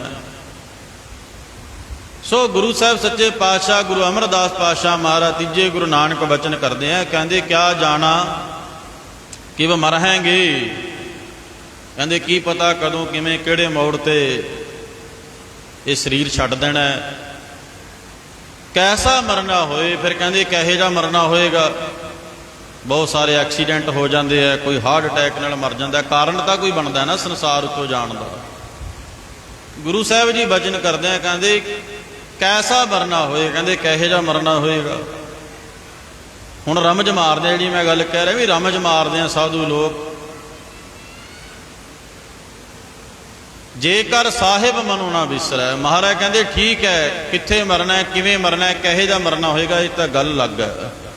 ਪਰ ਕਹਿੰਦੇ ਹਾਂ ਇੱਕ ਗੱਲ ਜ਼ਰੂਰ ਹੈ, ਜੇ ਤੁਹਾਡੇ ਹਿਰਦੇ ਦੇ ਵਿੱਚੋਂ ਪ੍ਰਮਾਤਮਾ ਦਾ ਨਾਮ ਨਹੀਂ ਵਿਸਰਿਆ, ਨਿਤਨੇਮ ਨਹੀਂ ਵਿਸਰਿਆ, ਸੇਵਾ ਸਿਮਰਨ ਭਜਨ ਪਾਠ ਬੰਦਗੀ ਨਹੀਂ ਵਿਸਰੀ, ਤਾਂ ਮਹਾਰਾਜ ਕਹਿੰਦੇ ਜੇਕਰ ਸਾਹਿਬ ਮਨੁ ਨਾ ਵਿਸਰੈ, ਜਿਹਨੇ ਤੈਨੂੰ ਜਨਮ ਦਿੱਤਾ ਹੈ, ਜੇ ਉਹ ਪ੍ਰਮਾਤਮਾ ਨਹੀਂ ਵਿਸਰਿਆ, ਤਾਂ ਮਹਾਰਾਜ ਕਹਿੰਦੇ ਤਾਂ ਸਹਿਲਾ ਮਰਨਾ ਹੋਏ। ਫਿਰ ਕਹਿੰਦੇ ਤੇਰਾ ਸੰਸਾਰ ਦੇ ਉੱਤੇ ਮਰਨਾ ਤੇ ਮਰ ਕੇ ਸੰਸਾਰ ਤੋਂ ਤਰਨਾ ਇਹ ਸੁਖਾਲਾ ਹੋ ਜਾਏਗਾ। ਨਹੀਂ ਤਾਂ ਜਿਹੇ ਜਿਹੇ ਕਰਮ ਦੁਨੀਆ ਦੇ ਉੱਤੇ ਆਪਾਂ ਕਰਦੇ ਹਾਂ, ਬਾਬਾ ਭਗਤ ਕਬੀਰ ਜੀ ਜ਼ਿਕਰ ਕਰਦੇ ਆ, ਕਬੀਰ ਜਮ ਕਾ ਠੇਂਗਾ ਬੁਰਾ ਹੈ ਉਹ ਨਹੀਂ ਸਹਿਆ। ਨਹੀਂ ਤਾਂ ਫਿਰ ਜਿਹੇ ਜਿਹੇ ਆਪਾਂ ਕਰਮ ਕਰਦੇ ਆ, ਕਬੀਰ ਸਾਹਿਬਾਨ ਜੀ ਆਪਣੀ ਦੇਸ਼ ਦੀ ਬੋਲੀ ਦੇ ਮੁਤਾਬਕ ਕਹਿੰਦੇ ਆ ਕਿ ਉਹ ਭਿਆਨਕ ਜੰਮ ਜਿਹੜੇ ਨੇ ਉਹ ਸੋਟੀਆਂ ਡੰਡਿਆਂ ਦੇ ਨਾਲ ਕੁੱਟਦੇ ਮਾਰਦੇ ਸੂਖਸ਼ਮ ਆਤਮਾ ਨੂੰ ਲੈ ਜਾਂਦੇ ਆ ਸੰਸਾਰ ਦੇ ਉੱਤੋਂ ਦੀ। ਜਦੋਂ ਲੈ ਕੇ ਜਾਂਦੇ ਆ ਕਬੀਰ ਜਮ ਕਾ ਠੇਂਗਾ, ਸੋਟੀ ਨੂੰ ਕਹਿੰਦੇ ਆ, ਬੁਰਾ ਹੈ, ਕਹਿੰਦੇ ਬਹੁਤ ਭਿਆਨਕ ਮਾਰ ਹੈ ਜਮਾਂ ਦੀ, ਉਹ ਨਹੀਂ ਸਹਿਆ ਜਾਏ। ਉਹ ਕਹਿੰਦੇ ਸਹਿਣ ਨਹੀਂ ਹੋਣਾ ਤੇਰੇ ਕੋਲੇ। ਫਿਰ ਭਗਤ ਕਬੀਰ ਜੀ ਲਿਖਦੇ ਆ ਵੀ ਮੇਰਾ ਬਚਾਅ ਕਿਵੇਂ ਹੋ ਗਿਆ, ਮੇਰਾ ਭਲਾ ਕਿਵੇਂ ਹੋਇਆ। ਏਕ ਜੋ ਸਾਧੂ ਮੋਹੇ ਮਿਲਿਓ ਤਿਨ ਲੀਆ ਅੰਚਲ ਲਾਏ। ਕਹਿੰਦੇ ਮੇਰੇ ਗੁਰੂ ਰਾਮਾਨੰਦ ਜੀ ਦੀ ਮੈਨੂੰ ਸੰਗਤ ਮਿਲ ਗਈ। ਇਹ ਵੀ ਗੱਲ ਦਾ ਖਿਆਲ ਰੱਖਣਾ ਹੈ ਕਿ ਗੁਰੂ ਜਿਹੜਾ ਏ ਉਹ ਵੀ ਦੇਖ ਕੇ ਧਾਰਨ ਕਰਨਾ ਹੈ। ਗੁਰੂ ਵੀ ਸਾਧ ਸੰਗਤ ਜੀ ਐਸਾ ਹੋਣਾ ਚਾਹੀਦਾ ਹੈ ਜਿਹੜਾ ਦੋ ਜਹਾਨਾਂ ਦੇ ਵਿੱਚ ਸਿੱਖ ਦੀ ਪ੍ਰਤਪਾਲ ਕਰ ਸਕੇ, ਰੱਖਿਆ ਕਰ ਸਕੇ। ਐਸਾ ਗੁਰੂ ਹੋਣਾ ਚਾਹੀਦਾ। ਉਹ ਕੌਣ ਹੈ? ਜਿਨ੍ਹਾਂ ਦੀ ਹਜ਼ੂਰੀ ਵਿੱਚ ਆਪਾਂ ਸਜੇ ਬੈਠੇ ਆ, ਪੂਰਾ ਪ੍ਰਭ ਆਰਾਧਿਆ ਪੂਰਾ ਜਾਕਾ ਨਾਮ, ਨਾਨਕ ਪੂਰਾ ਪਾਇਆ ਪੂਰੇ ਕੇ ਗੁਣ ਗਾਓ। ਉਹ ਪੂਰਾ ਗੁਰੂ ਹੈ। ਗੁਰੂ ਗ੍ਰੰਥ ਸਾਹਿਬ ਮਹਾਰਾਜ ਦੇ ਚਰਨਾਂ ਵਿੱਚ ਆਪਾਂ ਜੁੜ ਕੇ ਬੈਠੇ ਆ। ਐਸੇ ਗੁਰੂ ਦੀ ਚਰਨ ਦੇ ਵਿੱਚ ਪਿਆ ਤੇ ਗੁਰੂ ਆਪਣੇ ਸਿੱਖ ਦੀ, ਆਪਣੇ ਸੇਵਕ ਦੀ, ਆਪਣੇ ਭਗਤ ਦੀ, ਆਪਣੇ ਪਿਆਰੇ ਦੀ ਲਾਜ ਰੱਖਦਾ। ਕਿਵੇਂ ਰੱਖਦਾ? ਜੋ ਸ਼ਰਨ ਆਵੈ ਤਿਸ ਕੰਠ ਲਾਵੈ, ਇਹੋ ਬਿਰਦ ਸੁਆਮੀ ਸੰਦਾ। ਗੁਰੂ ਦਾ ਇਹ ਬਿਰਦ ਹੈ, ਜੋ ਵੀ ਚੱਲ ਕੇ ਆ ਗਿਆ, ਜਿੱਥੋਂ ਵੀ ਚੱਲ ਕੇ ਆ ਗਿਆ, ਜਿਵੇਂ ਵੀ ਚੱਲ ਕੇ ਆ ਗਿਆ, ਗੁਰੂ ਉਹਨੂੰ ਗਲ ਦੇ ਨਾਲ ਲਾ ਲੈਂਦਾ। ਕੰਠ ਲਾਏ ਆਪ ਗੁਣ ਸਭ ਮੇਟੇ, ਦਿਆਲ ਪੁਰਖ ਬਖਸ਼ੰਦ। ਗੁਰੂ ਆਪਣੀ ਗਲਵੱਕੜੀ ਵਿੱਚ ਲੈ ਕੇ ਸਿੱਖ ਨੂੰ, ਆਪਣੇ ਸੇਵਕ ਨੂੰ, ਆਪਣੇ ਪਿਆਰੇ ਨੂੰ ਉਹਦੇ ਜਿਹੜੇ ਕਰਮ ਨੇ, ਉਹਦੇ ਜਿਹੜੇ ਪਾਪ ਨੇ, ਵਿਕਾਰ ਨੇ, ਉਹ ਬਖਸ਼ ਦਿੰਦਾ। ਉਹਦੇ ਕੱਟ ਦਿੰਦਾ ਪਾਪ ਸਾਰੇ ਕਰਮ ਜਿਹੜੇ ਨੇ। ਕਿਉਂਕਿ ਉਹਦੀ ਗੁਰੂ ਦੀ ਤਾਂ ਦ੍ਰਿਸ਼ਟੀ ਵਿੱਚ ਵੀ ਅੰਮ੍ਰਿਤ ਹੈ, ਹੱਥਾਂ ਵਿੱਚ ਵੀ ਅੰਮ੍ਰਿਤ ਹੈ, ਗੁਰੂ ਦੇ ਰਸਨਾ ਦੇ ਉੱਤੇ ਵੀ ਅੰਮ੍ਰਿਤ ਹੈ। ਗੁਰੂ ਤਾਂ ਸਾਧ ਸੰਗਤ ਜੀ ਜਿਵੇਂ ਕਿਵੇਂ ਵੀ ਸਿੱਖ ਦਾ ਭਲਾ ਕਰ ਸਕਦਾ। ਮੇਰਾ ਕਹਿਣ ਦਾ ਭਾਵ ਹੈ ਕਿ ਗੁਰੂ ਵੀ ਐਸਾ ਹੋਣਾ ਚਾਹੀਦਾ, ਪੂਰਾ ਹੋਣਾ ਚਾਹੀਦਾ, ਹਦੂਰਾ ਨਹੀਂ ਹੋਣਾ ਚਾਹੀਦਾ। ਹਦੂਰੇ ਜਿਹੜੇ ਗੁਰੂ ਨੇ ਤੁਹਾਡੇ ਸਾਹਮਣੇ ਅੱਜ ਕਿਹੜੇ ਹਾਲਾਤਾਂ ਦੇ ਵਿੱਚ ਦੀ, ਕੋਈ ਕਿਤੇ ਜੇਲ੍ਹਾਂ 'ਚ ਕੱਟ ਰਿਹਾ, ਕੋਈ ਕਿਤੇ ਕੱਟ ਰਿਹਾ, ਪਰ ਮਹਾਰਾਜ ਕਹਿੰਦੇ ਗੁਰੂ ਵੀ ਦੇਖ ਕੇ ਧਾਰਨ ਕਰਨਾ, ਜਿਹੜਾ ਇੱਥੇ ਵੀ ਸਹਾਈ ਹੋ ਸਕੇ ਤੇ ਪਰਲੋਕ ਵਿੱਚ ਵੀ ਸਹਾਈ ਹੋਏ। ਲੋਕ ਸੁਖੀਏ ਪਰ ਲੋਕ ਸਹੇਲੇ ਬਣਾ ਸਕੇ ਸਿੱਖ ਦੇ। ਸੋ ਆਪਾਂ ਜ਼ਿਕਰ ਕਰ ਰਹੇ ਸੀਗੇ ਭਗਤ ਕਬੀਰ ਜੀ ਦਾ। ਕਬੀਰ ਜੀ ਕਹਿੰਦੇ ਨੇ ਜੰਮਾਂ ਦਾ ਠੇਂਗਾ ਤੇ ਜੰਮਾਂ ਦੀ ਮਾਰ, ਇਹ ਮੈਂ ਵੀ, ਮੇਰੇ ਉੱਤੇ ਵੀ ਵਾਪਰਨੀ ਸੀਗੀ ਜੇ ਮੈਨੂੰ ਮੇਰਾ ਗੁਰੂ ਪੂਰਾ ਰਾਮਾਨੰਦ ਜੀ ਨਾ ਮਿਲਦੇ। ਮੈਨੂੰ ਉਹਨਾਂ ਦੀ ਸੰਗਤ ਮਿਲੀ, ਉਹਨਾਂ ਦੀ ਸੰਗਤ ਕਰਕੇ ਮੇਰਾ ਇਉਂ ਭਲਾ ਹੋ ਗਿਆ ਜਿਵੇਂ ਪਾਣੀ ਦੇ ਵਿੱਚ ਲੋਹਾ ਸੱਟੀਏ ਤੇ ਲੋਹਾ ਡੁੱਬਣਾ ਹੀ ਡੁੱਬਣਾ ਹੈ। ਪਰ ਜੇ ਉਹੀ ਲੋਹੇ ਦੇ ਕਿੱਲ ਜਿਹੜੇ ਨੇ ਲੱਕੜ ਦੇ ਨਾਲ ਮੜ ਕੇ ਬੇੜੀ ਬਣਾ ਕੇ ਛੱਡੀਏ ਦਰਿਆ ਦੇ ਵਿੱਚ, ਫਿਰ ਉਹ ਸਮੁੰਦਰ ਪਾਰ ਕਰ ਜਾਂਦਾ। ਲੋਹਾ, ਲੋਹਾ ਤਾਂ ਉਹੀ ਹੈ ਨਾ। ਇਹ ਸਰੀਰ ਵੀ ਉਹੀ ਹੈ, ਪਰ ਜਿਹਨੂੰ ਪੂਰਾ ਗੁਰੂ ਮਿਲ ਜਾਵੇ, ਫਿਰ ਸੰਸਾਰ ਦੇ ਜਿੰਨੇ ਮਰਜ਼ੀ ਉਤਰਾ ਘਟਾ ਨੇ, ਭਾਵੇਂ ਕਿੰਨੇ ਵੀ ਵਕਾਰ ਨੇ, ਗੁਰੂ ਸਮਰੱਥਾ ਰੱਖਦਾ ਸਿੱਖ ਨੂੰ ਤਾਰਨ ਦੀ ਉਹਦੇ ਵਿੱਚੋਂ, ਪਰ ਲੋੜ ਪੂਰੇ ਗੁਰੂ ਦੀ ਹੈ। ਰਾਮਾਨੰਦ ਜੀ ਨੂੰ ਭਗਤ ਕਬੀਰ ਜੀ ਨੇ ਗੁਰੂ ਧਾਰਨ ਕੀਤਾ, ਤੇ ਉਹਨਾਂ ਦੀ ਬਾਬਤ ਲਿਖਿਆ, ਇੱਕ ਜੋ ਸਾਧੂ ਮੋਹੇ ਮਿਲਿਓ ਤਿਨ ਲਈਆ ਅੰਚਲ ਲਾਏ। ਇੱਕ ਐਸਾ ਸਾਧੂ ਮਿਲਿਆ ਰੱਬ ਦਾ ਪਿਆਰਾ ਮੇਰਾ ਗੁਰੂ, ਜਿਹਨੇ ਮੈਨੂੰ ਅੰਚਲ ਦੇ ਨਾਲ ਲਾ ਲਿਆ, ਗਲੇ ਦੇ ਨਾਲ ਲਾ ਲਿਆ, ਸੰਗਤ ਬਖਸ਼ ਕੇ ਆਪਣੀ ਮੇਰਾ ਭਲਾ ਕਰ ਦਿੱਤਾ। ਐਸੇ ਗੁਰੂ ਦੀ ਲੋੜ ਹੈ। ਉਹ ਫਕੀਰ ਸਾਈਂ ਰਾਜੇ ਦੇ ਦਰਬਾਰ ਦੂਜੀ ਵਾਰੀ ਆ ਕੇ ਵੀ ਇਹੀ ਜ਼ਿਕਰ ਕਰਦਾ ਹੈ। ਕਹਿਣ ਲੱਗਾ, ਰਾਜਾ, ਜਿਹੜੇ ਤਖਤ ਦੇ ਉੱਤੇ ਤੂੰ ਬੈਠਾ ਹੈ, ਜਿਹੜੀ ਸਭਾ ਦੇ ਵਿੱਚ ਤੂੰ ਬੈਠਾ ਹੈ, ਬੇਸ਼ੱਕ ਇਹ ਲੋਕ ਹੱਥ ਬੰਨੀ ਖੜੇ ਹੈ, ਪਰ ਹੈ ਮੁਸਾਫਰਖਾਨਾ। ਦੂਜੀ ਵਾਰੀ ਵੀ ਉਹਦੇ ਵਜ਼ੀਰ ਜਿਹੜੇ ਨੇ ਉਹ ਧੱਕੇ ਮੁੱਕੀ ਮਾਰ ਕੇ ਉਹਨੂੰ ਬਾਹਰ ਕੱਢ ਦਿੰਦੇ ਆ, ਦੂਰ ਛੱਡ ਦਿੰਦੇ ਆ। ਤੀਜੀ ਵਾਰੀ ਫੇਰ ਆ ਜਾਂਦਾ ਫਕੀਰ। ਅਸੀਂ ਮਹਾਂਪੁਰਸ਼ਾਂ ਦੇ ਕੋਲ ਉਹਨਾਂ ਦੇ ਜੀਵਨ ਵਿੱਚ ਭਾਵੇਂ ਥੋੜਾ ਥੋੜਾ ਸਮਾਂ ਰਹਿਣ ਦਾ ਮਿਲਿਆ, ਪਰ ਬਹੁਤ ਕੁਝ ਸਿੱਖਣ ਨੂੰ ਦੇਖਣ ਨੂੰ ਮਿਲਿਆ।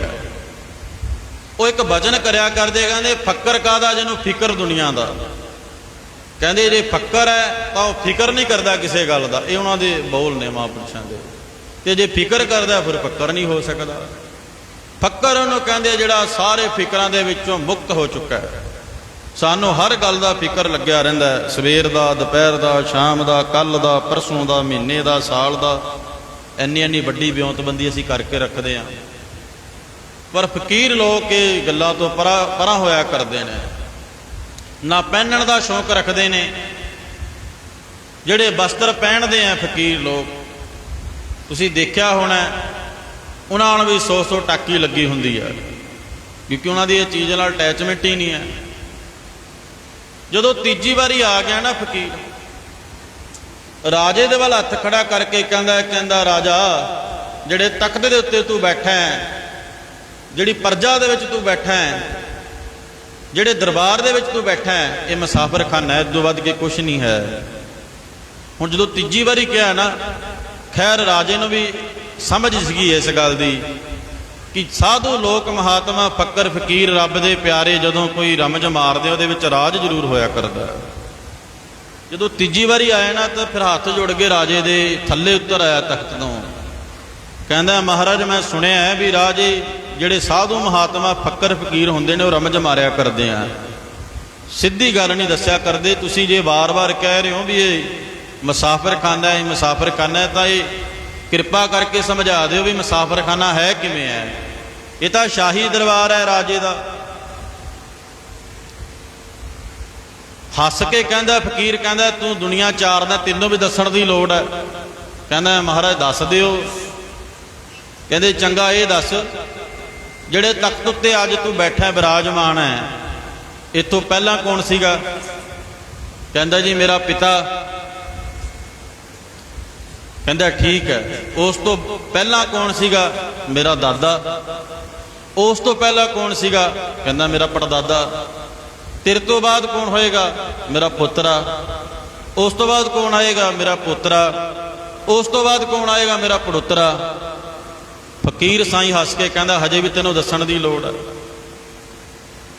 ਜਿਹਦੇ ਉੱਤੋਂ ਦੀ ਇੰਨੀ ਦੁਨੀਆ ਤਖਤ ਦੇ ਉੱਤੋਂ ਦੀ ਲੰਘ ਜਾਵੇ ਉਹ ਮੁਸਾਫਰਖਾਨਾ ਨਹੀਂ ਤੇ ਹੋਰ ਕੀ ਹੈ।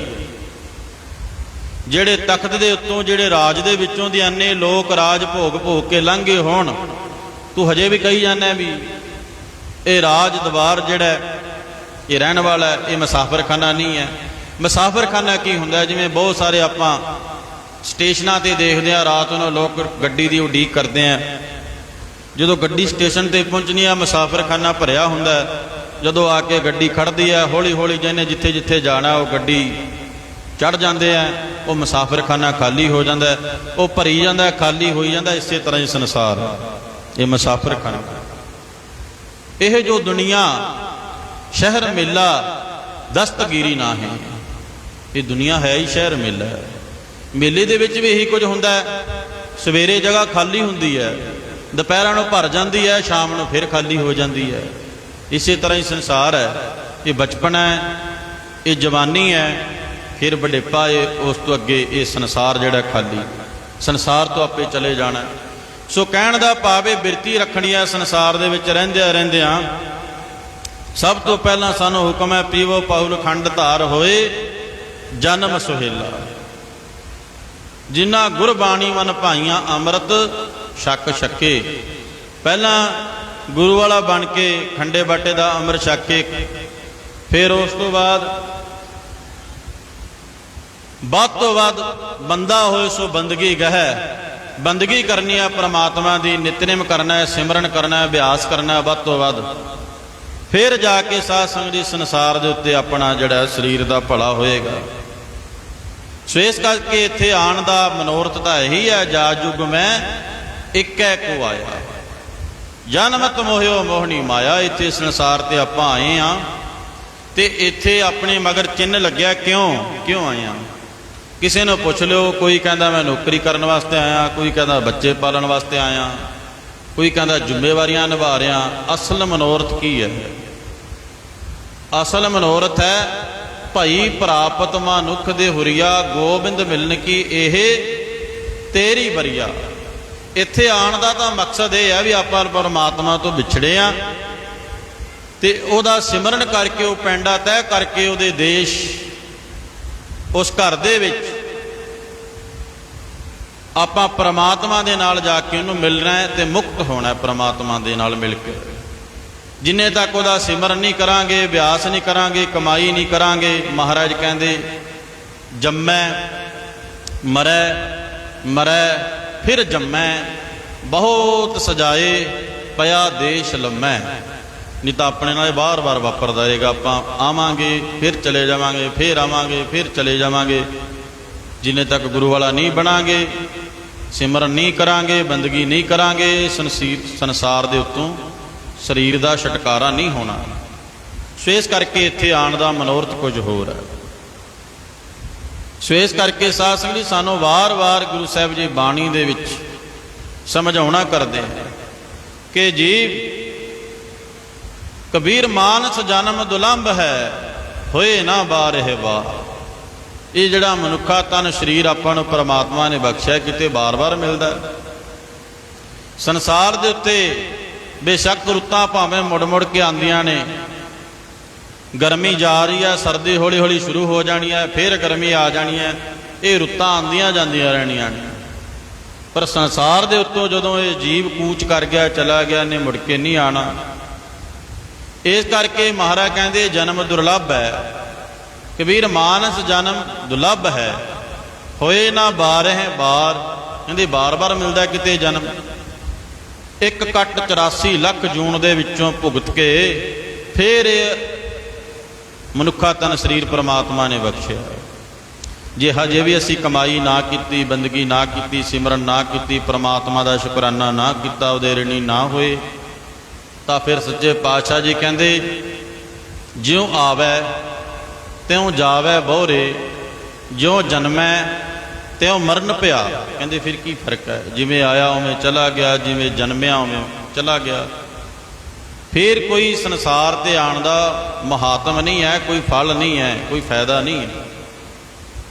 ਇੱਥੇ ਤਾਂ ਕੇਵਲ ਗੁਰੂ ਸਾਹਿਬ ਜੀ ਕਹਿੰਦੇ ਮਾਨਸ ਜਨਮ ਦੁਲੰਭ ਹੈ, ਹੋਏ ਨਾ ਬਾਰਿਹ ਬਾਰ। ਕਹਿੰਦੇ ਬਾਰ-ਬਾਰ ਨਹੀਂ ਮਿਲਣਾ। ਜੋ ਬਨ ਫਲ ਪਾਕੇ ਭੋਈ ਗਿਰਹਿ, ਬਹੁਰ ਨਾ ਲਾਗੈ। ਕਹਿੰਦੇ ਇਹ ਜਨਮ ਦੁਰਲੱਭ ਹੈ। ਜੇ ਇੱਕ ਵਾਰੀ ਹੱਥੋਂ ਲੰਘ ਗਿਆ, ਪੌੜੀ ਛੁਟਕੀ, ਹੱਥ ਨਾ ਆਵੇ, ਅਹਿਲਾ ਜਨਮ ਗਵਾਇਆ। ਕਹਿੰਦੇ ਜਿਵੇਂ ਕੋਈ ਆਪਾਂ ਕਿਸੇ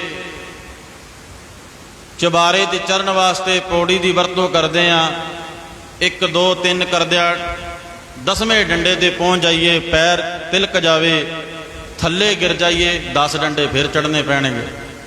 ਇਸੇ ਤਰ੍ਹਾਂ ਇਹ ਸੰਸਾਰ ਦੇ ਉੱਤੇ ਆ ਕੇ ਜੇ ਜਨਮ ਪਾ ਕੇ ਬੰਦਗੀ ਸਿਮਰਨ ਨਾ ਕੀਤਾ, ਤਾਂ ਮਹਾਰਾਜ ਕਹਿੰਦੇ ਜਿੰਨੇ ਡੰਡੇ ਉਹ ਪੌੜੀ ਨੂੰ ਚੜ੍ਹਨ ਵਾਸਤੇ ਲੱਗਣੇ ਆ ਤੇ ਐਨੇ ਜਨਮ ਦੁਬਾਰੇ ਫੇਰ ਲੱਗਣੇ।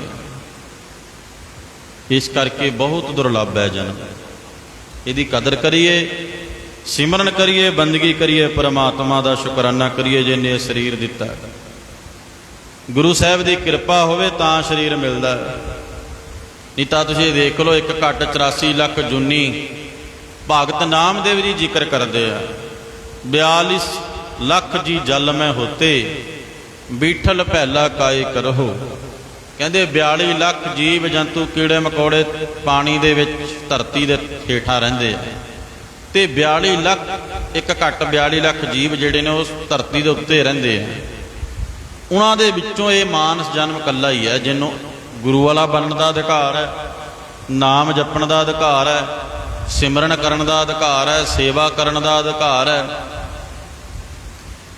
ਗੁਰੂ ਕੀ ਹਜ਼ੂਰੀ ਦੇ ਵਿੱਚ ਜੇ ਕੋਈ ਜਾਨਵਰ ਆ ਜਾਵੇ ਤੇ ਆਪਾਂ ਉੱਠ ਕੇ ਉਸੇ ਟਾਈਮ ਹੀ ਉਹਨੂੰ ਡੰਡਾ ਸੋਟਾ ਲੈ ਕੇ ਬਾਹਰ ਕੱਢ ਦਿੰਦੇ ਆ। ਡੰਗਰ ਆ ਜਾਵੇ, ਪਸ਼ੂ ਆ ਜਾਵੇ, ਕੋਈ ਪੰਛੀ ਆ ਜਾਵੇ, ਕੋਈ ਕੀੜਾ ਮਕੌੜਾ ਆ ਜਾਵੇ, ਆਪਾਂ ਦੌੜ ਕੇ ਉਹਨੂੰ ਬਾਹਰ ਸੱਟ ਕੇ ਆਉਂਦੇ ਹਾਂ।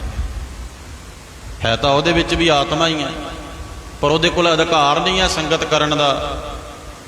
ਉਹਦੇ ਕੋਲ ਅਧਿਕਾਰ ਜਦੋਂ ਮਿਲਿਆ ਸੀਗਾ, ਉਹਨੇ ਪਰਮਾਤਮਾ ਦਾ ਸਿਮਰਨ ਬੰਦਗੀ ਗੁਰੂ ਵਾਲਾ ਨਹੀਂ ਬਣਿਆ।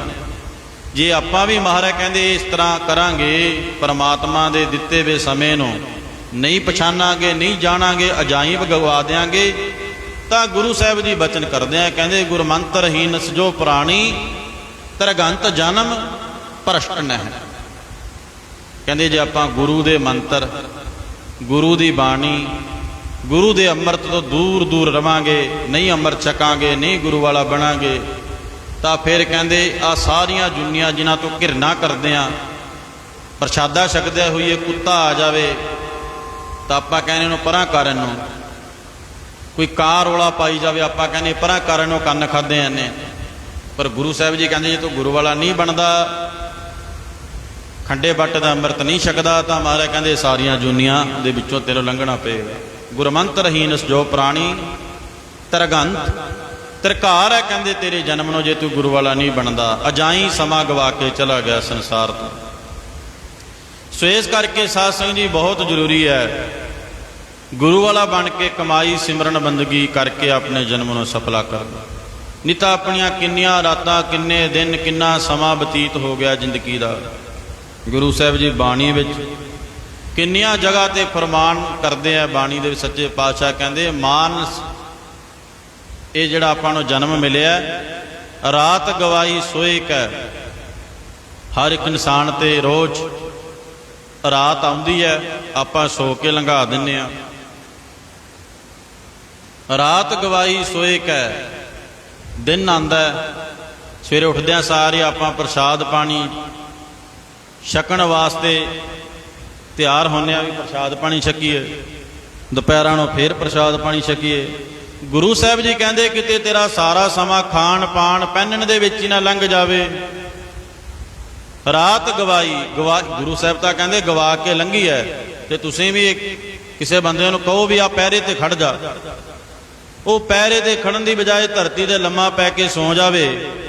ਸਵੇਰੇ ਉੱਠ ਕੇ ਤੁਹਾਨੂੰ ਕਹੇ ਮੈਂ ਤਾਂ ਪਹਿਰਾ ਦਿੱਤਾ ਤੇਰੇ ਘਰ ਦਾ, ਤੁਸੀਂ ਕਹੋਗੇ ਭਲਿਆ ਲੋਕਾ, ਜਿਵੇਂ ਅੱਜ ਕੱਲ੍ਹ ਕੈਮਰੇ ਲੱਗੇ ਆ, ਅਸੀਂ ਤਾਂ ਤੈਨੂੰ ਕੈਮਰੇ ਵਿੱਚ ਵੀ ਦੇਖਿਆ ਵੀ ਤੂੰ ਤਾਂ ਸੁੱਤਾ ਪਿਆ ਸੀਗਾ, ਅਸੀਂ ਕਿਵੇਂ ਮੰਨ ਲਈਏ ਪਹਿਰਾ ਦਿੱਤਾ। ਇਸੇ ਤਰ੍ਹਾਂ ਹੀ ਜੇ ਆਪਾਂ ਇੱਕ ਬੰਦੇ ਦੇ ਡਿਊਟੀ ਨੂੰ ਜੇ ਉਹ ਖੜ ਕੇ ਜਾਗਰਕ ਰੂਪ ਦੇ ਵਿੱਚ ਡਿਊਟੀ ਨਹੀਂ ਦਿੰਦਾ, ਤੇ ਆਪਾਂ ਕਹਿੰਦੇ ਅਸੀਂ ਨਹੀਂ ਮੰਨਦੇ ਤੇਰੀ ਡਿਊਟੀ ਨੂੰ। ਇਸੇ ਤਰ੍ਹਾਂ ਜੇ ਅਸੀਂ ਸੌਂ ਕੇ ਆਪਣੀ ਜ਼ਿੰਦਗੀ ਬਤੀਤ ਕੀਤੀ ਹੈ, ਪਰਮਾਤਮਾ ਨਹੀਂ ਮੰਨਦਾ ਇਸ ਗੱਲ ਨੂੰ। ਰਾਤ ਗਵਾਈ ਸੋਏ ਕੈ, ਗਵਾ ਦਿੱਤੀ ਮਹਾਰਾਜ ਕਹਿੰਦੇ। ਦਿਨ ਸਗਵਾਇਆ ਖਾਏ, ਕਹਿੰਦੇ ਦਿਨ ਜਿਹੜਾ ਇਹ ਸਵੇਰੇ ਦੁਪਹਿਰਾਂ ਸ਼ਾਮ ਨੂੰ ਖਾ ਕੇ ਲੰਘਾ ਦਿੱਤਾ। ਰਹਿਣ ਗਵਾਈ ਸੋਏ ਕੈ, ਦਿਵਸ ਗਵਾਇਆ ਖਾਏ। ਹੀਰੇ ਜੈਸਾ ਜਨਮ ਹੈ ਕੋਡੀ ਬਦਲੇ ਜਾਏ। ਕਹਿੰਦੇ ਹੀਰਿਆਂ ਵਰਗੇ ਜਨਮ ਨੂੰ ਦੇਖੋ ਮਹਾਰਾਜ ਕਿੰਨੀ ਕਦਰ ਕਰਦੇ। ਕਹਿੰਦੇ ਹੀਰਿਆਂ ਵਰਗੇ, ਲਾਲਾਂ ਵਰਗੇ ਜਨਮ ਨੂੰ ਤੂੰ ਕੋਡੀਆਂ ਦੇ ਭਾਅ ਵੇਚ ਕੇ ਜਾ ਰਿਹਾ ਸੰਸਾਰ ਦੇ ਉੱਤੇ, ਕੋਡੀਆਂ ਦੇ ਭਾਅ। ਤੇ ਆਪਾਂ ਸਾਰੇ ਵਿੱਚ ਹੀ ਹਾਂ ਜਿਹੜੇ ਰੱਬ ਵਾਲਾ ਗੁਰੂ ਵਾਲਾ ਨਹੀਂ ਬਣੇ, ਖੰਡੇ ਬਾਟੇ ਦਾ ਅੰਮ੍ਰਿਤ ਨਹੀਂ ਛਕਦੇ, ਬਾਣੀ ਸੇਵਾ ਸਿਮਰਨ ਨਹੀਂ ਕਰਦੇ, ਉਹ ਕੋਡੀਆਂ ਦੇ ਭਾਈ ਜਾ ਰਿਹਾ। ਹੋਰ ਕਿਵੇਂ ਜਾਊਗਾ? ਹੁਣ ਇਹ ਥੋੜੀ ਵੀ ਕੋਡੀਆਂ ਹੱਥ 'ਚ ਫੜ ਕੇ ਧਰਤੀ ਤੇ ਸੱਟਾਂਗੇ ਫਿਰ ਕੋਡੀਆਂ ਦੇ ਭਾਅ ਜਾਊਗਾ, ਨਹੀਂ। ਰੱਬ ਨੂੰ ਪਿੱਠ ਦੇ ਕੇ, ਗੁਰੂ ਨੂੰ ਪਿੱਠ ਦੇ ਕੇ, ਸੇਵਾ ਸਿਮਰਨ ਨੂੰ ਪਿੱਠ ਦੇ ਕੇ ਜੇ ਆਪਾਂ ਜੀ ਰਹੇ ਹਾਂ ਤਾਂ ਇਹ ਕੋਡੀਆਂ ਦੇ ਭਾਈ ਵੇਚ ਰਹੇ ਹਾਂ ਜਨਮ ਨੂੰ। ਸੋ ਆਓ ਵਿਚਾਰਾਂ ਬਹੁਤ ਨੇ ਗੁਰਬਾਣੀ ਦੀਆਂ, ਜੇ ਆਪਾਂ ਸਮਝਣੀਆਂ ਹੋਣ ਤਾਂ ਗੁਰੂ ਸਾਹਿਬ ਜੀ ਕਹਿੰਦੇ ਮਨ ਸਮਝਾਵਣ ਕਾਰਨੈ ਕਛੁਅਕ ਪੜਿਆ ਗਿਆ। ਕਹਿੰਦੇ ਜੇ ਮਨ ਨੂੰ ਸਮਝਾਉਣਾ ਤਾਂ ਕਹਿੰਦੇ ਇਸ਼ਾਰਾ ਹੀ ਬੜਾ, ਨਹੀਂ ਸਮਝਾਉਣਾ ਤਾਂ ਕਹਿੰਦੇ ਗ੍ਰੰਥ ਭਰੇ ਪਏ ਆ। ਫਿਰ ਤਾਂ ਜੇ ਮਨ ਨੂੰ ਸਮਝਾਉਣਾ ਹੋਵੇ ਨਾ, ਇੱਕ ਇਸ਼ਾਰਾ, ਸਤਿਪੁਰਸ਼ ਮਹਾਂਪੁਰਸ਼ ਗੁਰੂ ਕੇ ਪਿਆਰੇ ਇਸ਼ਾਰਾ ਹੀ ਕਰਿਆ ਕਰਦੇ ਆ। ਜਿਹੜੇ ਸਮਝ ਲੈਂਦੇ ਆ ਉਹਨਾਂ ਦਾ ਭਲਾ ਹੋ ਜਾਂਦਾ, ਜਿਹੜੇ ਨਹੀਂ ਸਮਝਦੇ ਉਹ ਇੱਥੇ ਵੀ ਦੁਨੀਆ ਦੇ ਵਿੱਚ ਵੀ ਘਾਟਾ ਖਾਂਦੇ ਆ, ਪਰਲੋਕ ਵਿੱਚ ਵੀ ਘਾਟਾ ਖਾਣਗੇ। ਸੋ ਇਤਨੀਆਂ ਕੁ ਬੇਨਤੀਆਂ ਪ੍ਰਵਾਨ ਕਰਨੀਆਂ ਜੀ। ਜਿਤਨੀਆਂ ਵੀ ਸੰਗਤਾਂ ਗੁਰੂ ਕੇ ਚਰਨਾਂ ਵਿੱਚ ਬੈਠੀਆਂ ਹਨ, ਸਭਨਾਂ ਨੂੰ ਫਿਰ ਬੇਨਤੀ ਹੈ ਪਰਿਵਾਰ ਵੱਲੋਂ ਕਿ ਗੁਰੂ ਕੇ ਲੰਗਰ ਦਾ ਭਾਈ ਪ੍ਰਸ਼ਾਦਾ ਤਿਆਰ ਹੈ, ਪ੍ਰਸ਼ਾਦਾ ਪਾਣੀ ਛਕ ਕੇ ਫਿਰ ਇਸੇ ਤਰ੍ਹਾਂ ਆ ਕੇ ਗੁਰੂ ਸਾਹਿਬ ਜੀ ਨੂੰ ਨਮਸਕਾਰ ਕਰਕੇ ਪੰਡਾਲ ਦੇ ਵਿੱਚ ਸੱਜ ਕੇ ਆਪ ਜੀ ਕੀਰਤਨ ਗੁਰਬਾਣੀ ਦਾ ਬੈਰਾਗਮਈ ਕੀਰਤਨ ਸਰਵਣ ਕਰੋ। ਆਓ ਹੁਣ ਸਤਿਕਾਰਯੋਗ ਬਾਬਾ ਬਲਿਹਾਰ ਸਿੰਘ ਜੀ ਪਾਸੋਂ ਆਪਾਂ ਗੁਰਬਾਣੀ ਦਾ ਕੀਰਤਨ ਔਰ ਗੁਰਬਾਣੀ ਦੀਆਂ ਵਿਚਾਰਾਂ ਕਥਾ ਸਰਵਣ ਕਰਕੇ ਆਪਣੇ ਸਮੇਂ ਅਤੇ ਸਵਾਸਾਂ ਨੂੰ ਸਫਲਾ ਕਰਨਾ ਹੈ। ਇਤਨੀਆਂ ਕੁ ਬੇਨਤੀਆਂ ਪ੍ਰਵਾਨ ਕਰਨੀਆਂ ਜੀ। ਹੋਈਆਂ ਭੁੱਲਾਂ ਚੁੱਕਾਂ ਦੀ ਖਿਮਾ ਕਰਨੀ। ਗੱਜ ਵੱਜ ਕੇ ਫਤਿਹ ਬੁਲਾਓ। ਆਖੋ ਜੀ ਵਾਹਿਗੁਰੂ ਜੀ ਕਾ ਖਾਲਸਾ ਵਾਹਿਗੁਰੂ ਜੀ ਕੀ ਫਤਿਹ।